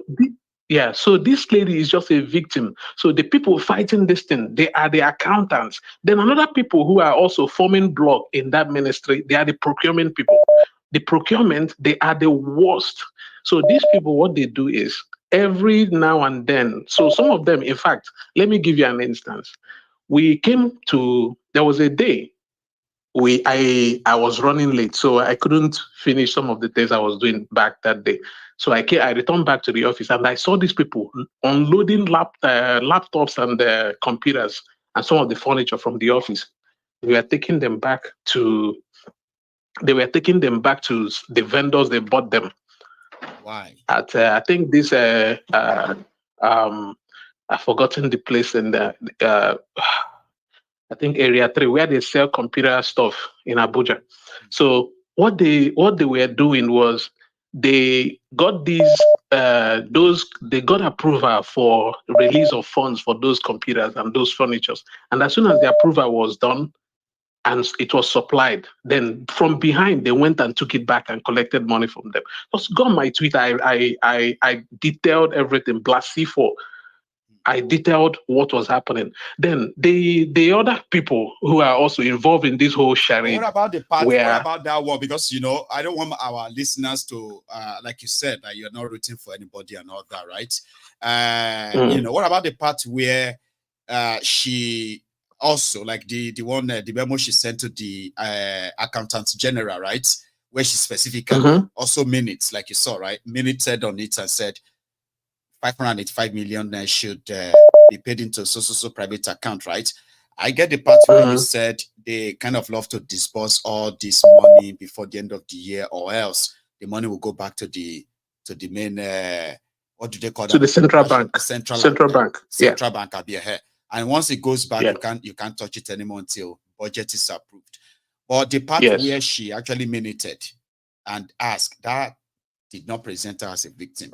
I wanted to kind of remember that, right? So the two parts to it is the minister signs. They are not ignorant, because what they do is either ways, whether they attend to those fake trips or not, they get part of the money. They get part of the money. Yeah, they do. Whether they move, whether they go or not. So what they do is they just sign those letters, those memos. So that signing that memo makes her culpable in all ramifications. And asking somebody to bring in another account, which is also against the civil service rule, makes her also culpable. So the issue was either she was trying to eat alone, or they were planning to set her up, or some people are kind of really wanted her out. You can tell. Like out. And it's not because she's the worst thief. No. It's just maybe they just want her out and get somebody in. I think I get that. Exactly. That's just the whole thing. Then another part that I also witnessed was this issue of secondment. If any day Nigeria wants to start solving problem, they should just, in fact, fire everybody in the civil service and ask them to reapply. Or, first of all, create another civil service program and rule, then fire every one of them, and then ask them to reapply. Because the issue of secondment, I know one guy, what's his name? I know one guy who every ministry, once you create a ministry, what he does is to shop around from one ministry to the other, wherever money is being budgeted and wherever things are happening. And he knows people in the high places. So he gets in there And then what he does there is once he gets in there, he has returns he's making to the bosses, people who are sending them to those areas. And then he will form a blog there and continue to, loot around there. And he's still in Abuja today in the ministry. Then the other part also that I also witnessed was the issue of using many youth corps members. So why do you need to pull somebody who is already in the ministry to come and be in another ministry as a secondment? They are the ones who are also creating that confusion. It's like having two employments at the same time, isn't it? Two employments. Yes, and they will tell you you can only eat one salary from one source, but the money they are making in that secondment is ×4 of what they are making as their salary. And they'll tell you we are just coming to help them to set up, but it's not true. What they are doing there is they will sneak their detail into the payroll and get paid as well, like other stuff. Yes. And there's nothing in their system that could detect that double. Yes. You know what I mean? Like double. You will never. These are evil. They are called seasoned evil servants. I saw them for myself. And another thing they do is some of them, like this guy I was telling you that we worked. I met with. What he does is he usually goes and recruits all his concubines. Any woman that he recruits, he called himself the head of admin. And in some areas, he usually goes and recruits all these little desperate coppers. As a corps member, you are desperate, you are looking for a job, and he will be recruiting them and be using them. So if you know Gri will just fire you. You wake up one morning, yes. You wake up one morning and then you see somebody in the office and be wondering where is this person coming from? And the next day the person is gone and you'll be wondering what happened. What happened to that person again? Yeah. So this is just a summary. I'll keep you posted. Thank you very much for sharing that. A lot of people are hearing that for the first time, including myself, by the way. Like hearing that for the first time in the sense that being really explained to about it. Thanks so much for sharing that. Okay. Let me take Thank you. The details are on my Twitter. I just posted it there. And I'm gonna look for you. Baba. You have a good one. All right, brother. Thank you. I love that. All right. That's something that is inside. And some of you have heard that the civil servants are corrupt. But a lot of you really they are the ones corrupting. Some of us does anyway. Argono, I think I have I thought I picked it up earlier. Sorry, yes. I have another caller here. Hello there. Hello, my good general. The Prince JJ Man. My Tucano Mike. How are you? This is Prince JJ Man representing IPOB for live. God bless you, Baba. There you go. Baba, well done. Nice one today again. You're always on fire. Thank you. We salute, Baba. Thank you, Prince. Yeah, why I'm calling tonight is because of this minister Wike and Betta. You are the one who's kind of going to touch Wike first tonight. Everyone seems to be about other things. Go on. Well, when I see him, he was saying that people were rushing him to snap picture with him. I was going to ask that people did you see him in London? He's been there a few times. I will ask him, have you ever taken picture with IPOB? If he goes, if people are coming to him. Well, that is when he take picture with IPOB, you know that people are coming to him. There is not even any picture that people are taking pictures with. I mean, you will see, for example, now, talking about taking pictures, right? Peter B is like a celebrity everywhere. Everywhere you see him, hey, Obi. There, all the pictures are there every day on social media. I have not seen any of with Wike. Let's be honest. But it's like he's living in his own world. You can't blame him. Exactly. Baba, you see, people like Wike, if they enter anywhere abroad, they hide. People don't know when they enter and when they come out. You understand?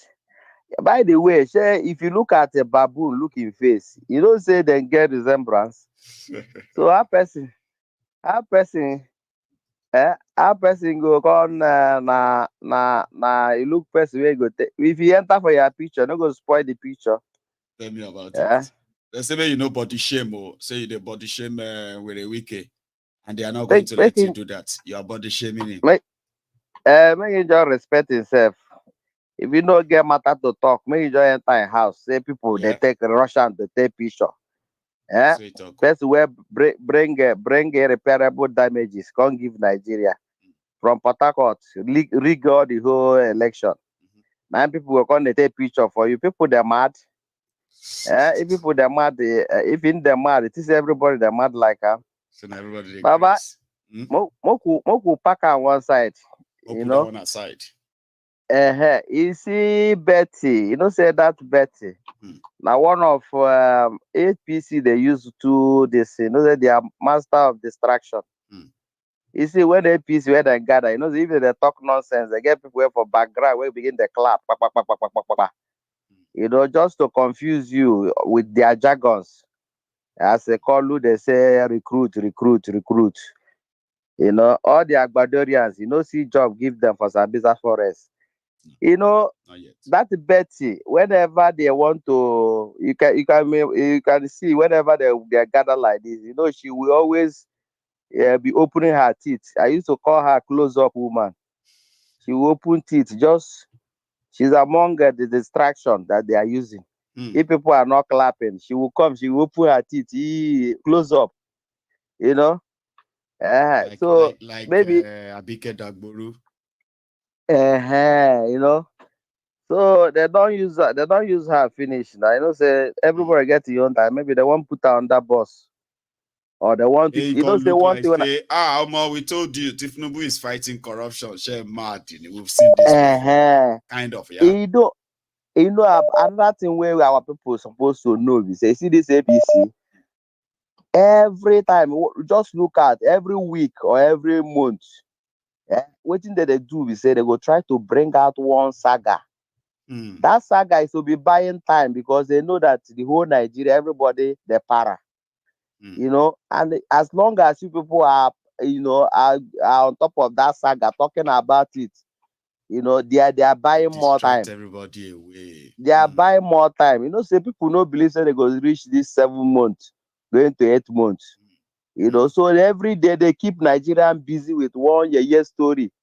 If they no bring a Fubara, they go bring Wike. If they no bring Wike, they shout. All of them at the end of the day, Tinubu will call them together and say, oh yeah, all the whole people, APC, return back. Everybody return to your camp.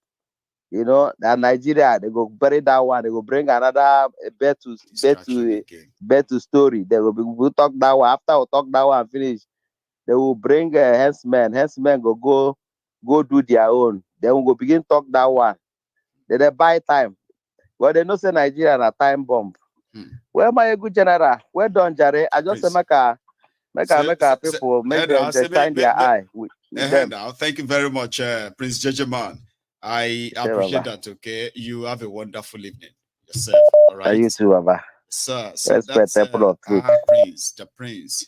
We also have Princess Balogun, whose birthday is today. She's a year older today.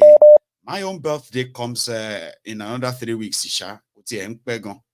And that's what so if you haven't said happy birthday to Prince, and to everybody whose birthday is today, by the way, because like I'm so terrible when it comes to birthday things, right? So happy birthday to you, if today is yours too. And I mean that. Hello there. Hello, Michael. Hello, Ma. How are you? New Year. I'm fine. Happy New Year. And happy birthday to the Yeye of the Temple of Truth. Call her the Queen of Princess the Temple. Balogun. Happy birthday to her. Thank you, Ma. Yeah. Michael, you see, this Baba Adeboye thing, you know, I'm not even gonna be like, I don't even blame the man that much anymore because he's a businessman. Tell me about it. And his people are his clients, so he's just selling to them what they want to buy. That's so you know, true. That's so true. Nigerians are so obsessed with this prophecy thing that they expect that the GOs to give them prophecy at the beginning of the year. Give us something, please. Give us something. Let's have something. Give us something, you know. Yeah, it's like a balm to whatever their soul is, so it keeps them calm, so they will keep giving it to them. Because I don't see anything in what he was saying. There was nothing like extraordinary in what he was saying, Those or are the the ways wind they is usually say blowing. it, right? Until some of us these days, if you go back to some of the prophecies like 20, 30 years ago, go and look at the pattern. Yeah. It's like people just seems to have outgrown all these things. They are tired of all of this. They know more these days. And that's why me and you can be like, Yeah. oh, that sounded so ordinary. Like, is that prophecy, Sha? How can that be prophecy now? There's going to be a medical breakthrough in diabetes and hypertension. I beg. These diseases, these are the two diseases that you can control just by your lifestyle choices that you make. That's right. And then you are in Nigeria. Somebody has diabetes in Nigeria. How is he going to control that when all you can eat is gari? The man only has gari to eat now in the morning at night. Have money to buy the gari. I told you, people are choosing between buying their medication or food. Yeah. In Nigeria right now. I've seen that. Oh. And this is a disease where you have to control your carbohydrate intake, and all you have is gari. Tell me, it's not a magic thing. It's not magic. And high blood pressure, we all know that, it's the food as well as your level of stress. Nigeria is heightened stress for everybody. I'm sure that, half of Nigerians have high blood pressure anyway. So many of them don't even know. If they check them. You know that. They don't know. Yeah. And that's why they will tell you. They don't know. It was healthy this morning. Oh. And they said that it was just going and he died. I know, yeah. We heard that all the time. It's a now, Akpetani, they say, he just shouted, though. He just shouted. That's it. Heart attack in here now. And no, he fought with somebody yesterday. And he said, me. Those kind of nonsense. And people believe it, So, and, the same thing with the Muslims too, religions, the practitioners of the religions want to enslave minds. You understand that? Look at the Fulanis now. Their elite, they already turned them into the hated tribe of Africa. Unfortunately. Because everybody's just careful with them. They're afraid of them. They don't want to do anything with them. Because they turned you into killers. Right? They lied to them that, they have a superior bloodline to everybody else. And their forefather has promised them Nigeria. So now they send you out there to be the killers. They send your children on the streets to be almajiris. But their own children are all over the world, living the best life that money can buy them. But you are not thinking that, they are sitting on enormous wealth. Can you imagine what the amount of wealth that the Sultan of Sokoto is sitting on? I can only imagine. Let's even assume that Sokoto is Fulani state. Shouldn't the Fulanis in Sokoto be living the best of lives? Should be an example of how great it should be an example now. What it looks like to be a Fulani and live in a Fulani place. I know. That's what I told you. See, they should be living like the Saudis. Yeah, I told somebody. Or the Emiratis in Dubai. Okay, go on. I'll let you finish. Go on, please. Yeah, that's where they should be living. They should be comparable to the Saudis in Saudi Arabia and the Emiratis in Dubai. And that's what we should be looking at them and say, look at the Fulanis, they're living well. But these people your elite are sitting on those massive wealth. But they are telling you to go and conquer the whole country and then your life will be better. And asking them questions, and then the Muslims, they think that, Islam, you have to support Islam and all that. No, you don't. You are the one practicing Islam. I'm talking to the moderates right now. You are the one practicing Islam because you love Allah. And you were thinking about some Al-Jannah or something.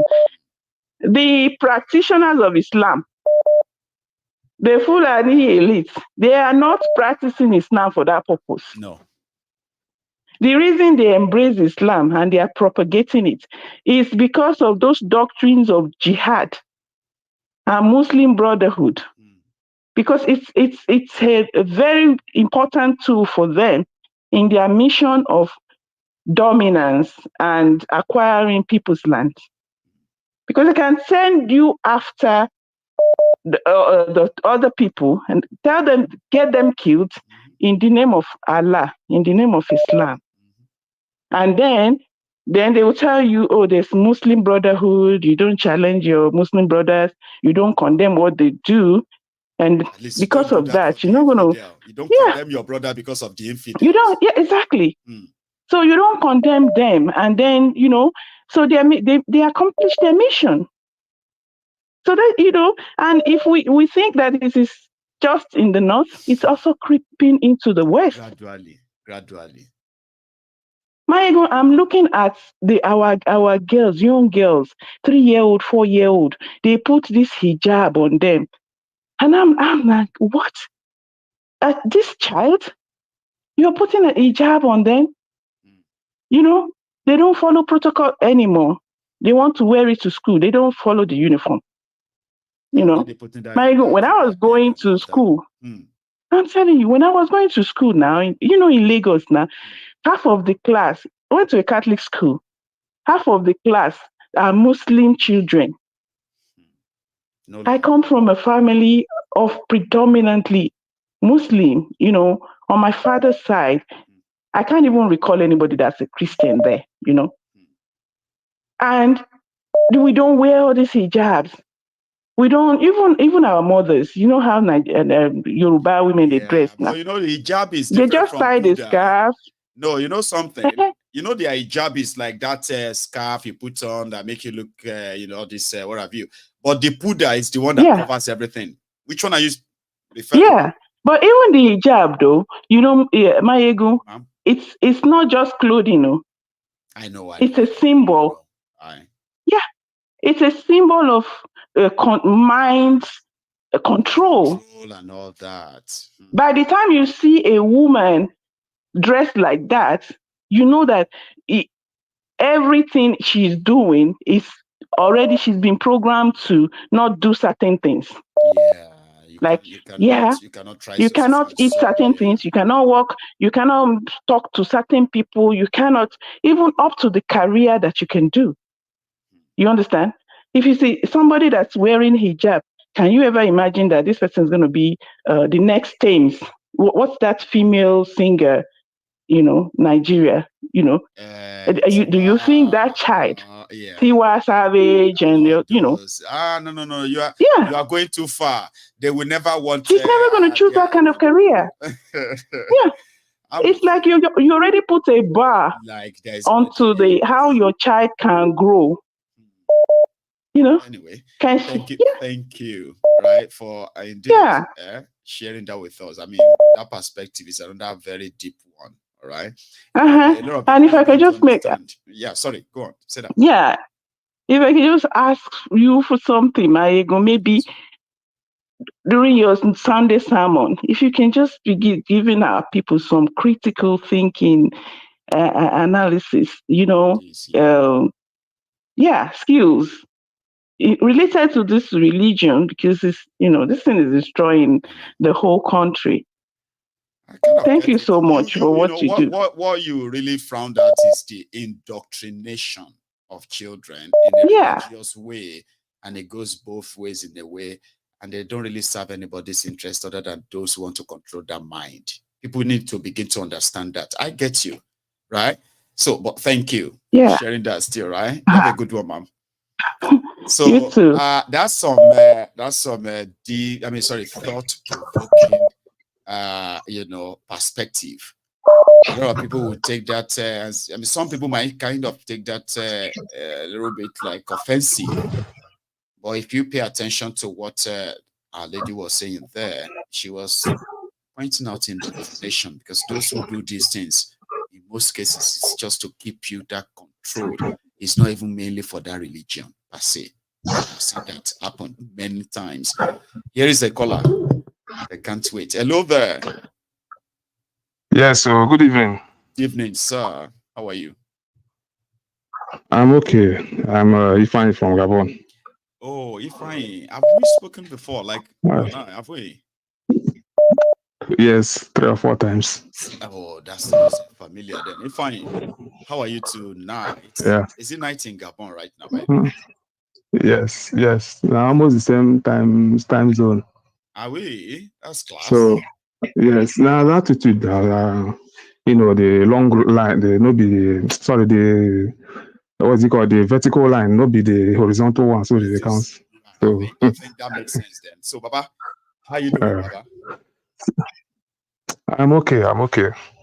So I'm sorry, I did not follow because I was sleeping. So I just woke up. Sorry. Yes, but do you know about this guy called the Apostate Prophet?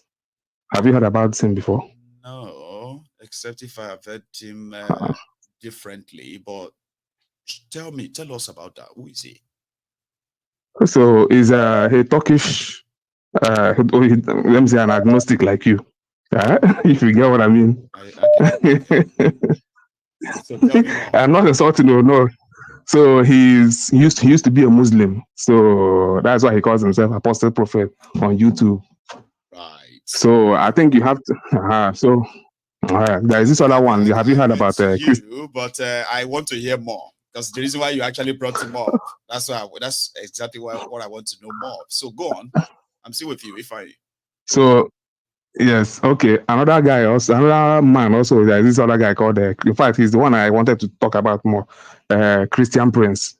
And look, you think you know Islam, you don't know Islam. If you want to really know Islam, how evil Islam can be, or what the evil it stands for. If you understand that religion, you understand the mentality of the Fulani. There is that guy I'm telling you his name. What's his name? The second one, Christian Prince. He, in fact, no Muslim can. This guy is Allah himself. He's an Arab Muslim. Okay. He debates with Muslim, and since 2010 he started debating with Muslim. No Muslim has won any debates with him. So, like, debates. In fact, what is he all about? Is he like he's telling people about things that they don't? I mean, others the truths about Islam. Yeah, others would like to be. Tell me, go on. He's telling people the truth about Islam. In fact, the whole of the Quran, he has it in his head. The whole of the Hadith, all of them. In fact, even the obscure books you've never heard of, he knows about it. So much so that, do you know Zakir Naik now, the one that went to Nigeria a while ago? Yes. Zakir Naik is literally that Indian guy. Yeah. He is running away from Christian Prince. He doesn't want to debate. In fact, the very first time they talked about debating, between each other, what's his name? Zakir Naik brought up what is he called? An excuse. Oh no, Christian Prince must have 2,000. 2,000 followers on YouTube. But unfortunately, Christian Prince cannot have 2,000 followers on YouTube because once his subscribers, gets to 100,000, YouTube blocks it. Yeah, so that YouTube will simply block his channel. He has to open another one and start the whole thing again. So the one that really made me mad the other day was that Zakir Naik, he has a YouTube channel where he was doing his live and who was asking, the chat, people were asking him questions. Then Christian Prince went there and said, Zakir Naik, please, I want to debate with you. The whole chat said, yes, we want to debate. Yeah, we want to see that debate. We want to see that debate. Everybody, Zakir Naik, yeah, Christian Prince is in the chat. We want to see, they are typing. Zakir Naik saw it. We are watching him live. He just acted like, how he usually does his teeth. He just acted like he didn't see it. That was when I knew that this guy, the whole thing is a fraud. The whole Islam, whatever. My brother, if you are a Muslim, or people who are watching, if you are a Muslim, please know your religion. Read your books. You will see what your books is all about. It is an Arab supremacist religion. That is why the Africans who are Muslims I'm not talking about the Yoruba because I mean I like the way the Yorubas do their own. Unfortunately, people like Umuri are trying to change it. But the Africans, especially Fulanis, why they are doing this is because they want to prove that as blacks, the Pakistanis do the same thing too. As Pakistanis or as blacks, they can be as worthy Muslims, just like the Arabs. You go to Dubai, Islam is in the shadows. You know that very well. Islam is in the shadows. They don't really practice Islam there. But you come to Fulani land, they are practicing Islam. Yeah, there are some of these fanatics who actually believe that even Saudi Arabia is not practicing true Muslim Islam. They are not practicing Islam. They are not practicing Islam in Saudi Arabia. Women, they okay. Bin Salman came now. Yeah, those ones they believe that they are following the hadith of jihad and all of that. Yes. When others are calling themselves moderates. Wait. Anyway. The so-called moderates. Some people say that there is no moderate, there's no Muslim is Muslim. And no, there is no moderate. No, there is no moderate. Those are the hypocrites. Those are the hypocrites. The real ones are the ones who are violent. Just go and read the books. Anyway, let me stop here. Thank you so much. I'll leave that too. Okay. Ifeanyi, thank you so much for that. Yes. And last night, okay, one of my callers came on and he said, I think I don't know how to phrase it. He said something that he mentioned Awolowo. Okay, I think I was reading at those who participated in the organized genocide that they call war in Nigeria, and the whole story around it and every other ones you have heard. Okay, so I said that we probably won't be here if those who had the chance at the time, right, who also kind of made the decision that led to the whole bloodshed, the bloodshed and the killings and all that, if they probably did otherwise, share, their decisions and all that. Then I said, people they killed, and those who killed people who kind of carried out the genocide, they were rewarded, all right? And their victims saw all of that. They all went on to become head of state, head of that, rich this, rich that, general this, general that. And they just said, no winner, no vanquish. So then I started mentioning the active soldiers who eventually carried out the genocide. And I was kind of mentioning the names. And that my caller now answer me, say something like, and Awolowo. And somebody said, but Awolowo didn't Awolowo wasn't a president, okay? In any way, he wasn't even in a position to make any decision during the war and all that. Somebody now picked that. And they tweeted me, because I wouldn't know what you say. You tweet at me. So they tweeted at me and said, Mayegun, you needed to have corrected that. I was like, no, it doesn't really work that way. Okay. Normally I can come on and set record straight and say, well, with this social record and with that record, right? This is what the fact says. But one thing everybody should understand is when I say something, right, I don't really want to be like right and all of that all the time. It's not about being right or wrong and all that. That's why whatever I say to you, before I add my own opinion to it, I will first sort of share with you the details of what we are discussing. So you will know the details first, then you will kind of hear my own view. Most times when I say my own views, a lot of you just laugh. That's my views, right? And I do that for like an hour and a half, and sometimes 2 hours. I have that privilege to talk and talk and talk and talk and talk and talk and talk for 2 straight hours, or even 3 hours. But you see, when I open the line, and people begin to call in, and I start picking all these random calls, I just believe that whoever is at the other end of the call, they also have right to express themselves how they feel. You know what I mean? Like if they call in and say, you this Mayegun, I have been watching you for the past 5 years.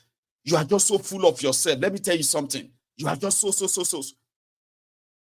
I'm not going to start screaming like idiot here and start being like, your papa, I mean, you they talk to. I mean, they'll go on. No. I will just sit down here and let you say your stuff. And I'll ask you, can I say something too? Because when you begin to phone in, it's your own time. See, most times when I speak or kind of talk back, I just want to make the conversation interactive. Sometimes I will agree with you, what you are saying. It's not because I kind of agree with what you are saying per se, but it's just to make it more conversational. Sometimes it's to help you, okay, to push home your points. Mine is not to argue with you. Like, oh, that's not true. No, that's not. You know what I mean? I can only give a sort of a caveat, cover up and say, well, that my caller said so and so, but that is not totally what happened. Let me tell you what I know happened. And you too can go and verify whatever happened, okay, and check. So don't expect me to argue with people here simply because I want to try and correct them. I have learned that it's unnecessary. Sometimes you throw your caller off guard. Sometimes I do try to correct people too. I say, can I say something? A quick one. What you just said there is not like how it happened. Do you remember? So, and sometimes they will agree with me and say, no, that's not the one I'm saying. That's not the one I'm talking about. I'm learning now to make everybody comfortable on Mayegun's diary political, because everybody is responsible for whatever they say. I am responsible for what I say. I am responsible for that. That's why I say you can sue me, you can say things. So when people call in and say things, I encourage people to always think about the demography of people that are listening to them, okay? And instead of using the sort of a general blanket statement, we should all learn, okay, to use phrases like some people, okay? It is called, what do you call that again? It's called intelligent thinking, something like that. Anyway, my time is up. Our time is up. I wish we could probably take it a bit further. Our time is up. I know we didn't start on time, but trust me, we have exhausted all our full 3 hours. Nothing is left out, okay? So you have not been shortchanged. So I'm going to see you some other time. All right? Thank you so much for spending your evening with me this evening. Like the broadcast, subscribe to my channel, right? And then share it, okay? I appreciate everybody who called in tonight, who contributed to this conversation tonight, okay? And to the rest of you, who never stop sharing the broadcast to tell everyone else to be here next time. Thank you. And we'll see you some other time. So, good night.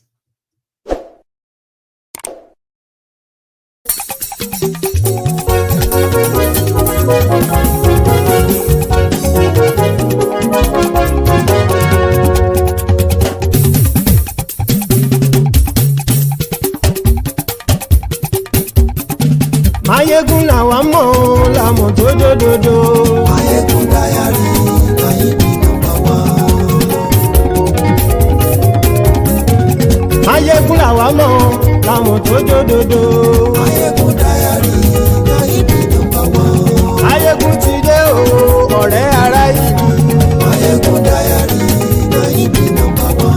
Lórí Facebook, lórí YouTube. Mayegun diary Nayibi #1. Gbogbo bó ṣe ń lọ ni Mayegun já wa sí. Mayegun diary Nayibi #1. Àṣírí ọ̀jẹ̀lú kì í bò níbẹ̀ o. Mayegun diary Nayibi #1.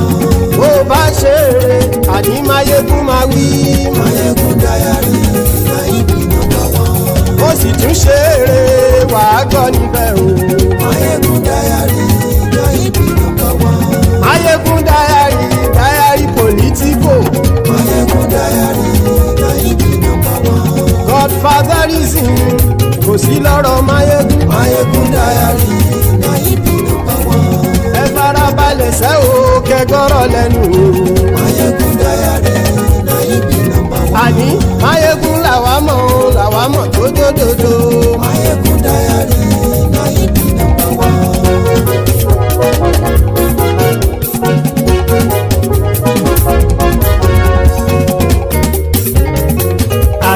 súnra kì í. Máyégún ti dé. Máyégún ti dé. Ọ̀jẹ̀lú ẹ̀ súnra kì í. Máyégún ti dé. Àní ẹ̀ súnra kì í. Máyégún ti dé. Lórí Facebook. Máyégún ti dé. Àní ẹ̀ súnra kì í. Máyégún ti dé. Lórí YouTube. Máyégún ti dé. Àní ẹ̀ súnra kì í. Máyégún ti dé. Bọ́ bàbá gbé wúrẹ́. Máyégún máa wí. Àní ẹ̀ súnra kì í. Máyégún ti dé. Ijó ìgbádìyẹ.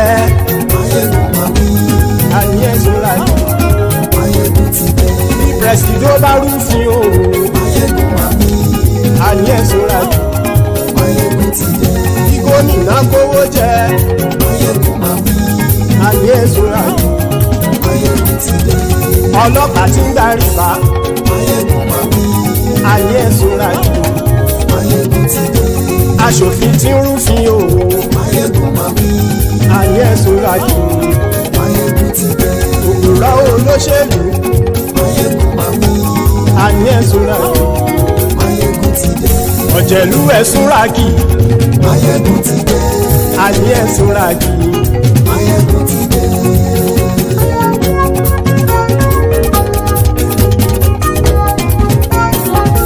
Máyégún ti dé. Gbogbo ọ̀jẹ̀lú ẹ̀ súnra kì í. Máyégún ti dé. Gbogbo ọ̀jẹ̀lú ẹ̀ súnra kì í. Ṣùgbọ́n ní bá ti ṣe èyí tó yẹ kí wọ́n ṣe, ọmọ bá dèrò ní fi wọ́n níran o. Máyégún ti dé. Gbogbo ọ̀jẹ̀lú ẹ̀ súnra kì í. Máyégún ti dé. Gbogbo ọ̀jẹ̀lú ẹ̀ súnra kì í. Ṣùgbọ́n ní bá ti ṣe èyí tó yẹ kí wọ́n ṣe, ọmọ bá dèrò ní fi wọ́n níran. Wọ́n fowó bẹ́ẹ̀ o. Máyégún ó sọ pé wọ́n ò fẹ́ bẹ̀. Wọ́n fowó bẹ́ẹ̀. Máyégún ó sọ pé wọ́n ò fẹ́ bẹ̀. Oníkan ṣáàtì ṣe èyí tó yẹ kí wọ́n ṣe fáwọn ará ìlú tó gbé wọn débẹ̀ o. Ayé. Máyégún ti dé. Gbogbo ọ̀jẹ̀lú ẹ̀ súnra kì í. Máyégún ti dé. Gbogbo ọ̀jẹ̀lú ẹ̀ súnra kì í. Ṣùgbọ́n ní bá ti ṣe yìí tó yẹ kí wọ́n ṣe, ọmọ bá dẹ́rọ̀ ò ní fi wọ́n níran. Ha! Kì máa yí ṣe eré, ọ̀rọ̀ yìí kì í ṣe ẹ̀fẹ̀. Kì máa yí ṣe eré, ọ̀rọ̀ yìí kì í ṣe ẹ̀fẹ̀. Ẹni bá ti lè lẹ́bọ̀ lẹ́rù o, ọmọ bá dèrò kàṣàyè tú wọn síta. Máyégún ti dé. Gbogbo ọ̀jẹ̀lú ẹ̀ súnra kì í. Máyégún ti dé. Gbogbo ọ̀jẹ̀lú ẹ̀ súnra kì í. Ṣùgbọ́n ní bá ti ṣe yìí tó yẹ kí wọ́n ṣe, ọmọ bá dẹ́rọ̀ ò ní fi wọ́n níran. Tẹnitẹni ọmọ Máyégún ọ̀rẹ́ ara ìlú mọ̀mọ́ ni mo fọlọ́hún ṣọ́ ẹ̀ bá kìlẹ́bù. Lóòótọ́ olódodo ìlú ọ̀tá ìlú mọ̀mọ́ ni ìwọ ṣá máa ń ṣọ́ra kò sì mọ́ bẹ̀rù. Bọ́tà ń lè rí bóníṣègùn lé káwọn mọ̀mọ́ fi ṣera wọn ni ó ti dẹrùn tí wọn ò gbọ́dọ̀ sè mọ́bẹ̀. Èèpo ọ̀bọ lọmọ bá dérò tàjẹ́ ò gbọ́dọ̀ jẹ́, ó ti dọba lórí àbínú ẹni kò sì mọ́ bùyà. Àìsíwọ́lu ní ẹnìkẹ́ ìgbódì ẹyin lábàrá o, ó kó ẹni tó bá dán o àkàmù. Máyégún ti dé. Gbogbo ọ̀jẹ̀lú ẹ̀ súnra kì í. Máyégún ti dé. Gbogbo ọ̀jẹ̀lú ẹ̀ súnra kì í o. Ẹni bá ti ṣe yìí tó yẹ kí wọ́n ṣe, ọmọ bá dèrò òní fi wọ́n níran o. Máyégún ti dé. Gbogbo ọ̀jẹ̀lú ẹ̀ súnra kì í. Máyégún ti dé. Gbogbo ọ̀jẹ̀lú ẹ̀ súnra kì í. Ṣùgbọ́n ní bá ti ṣe yìí tó yẹ kí wọ́n ṣe, ọmọ bá dẹ́rọ̀ ò ní fi wọ́n.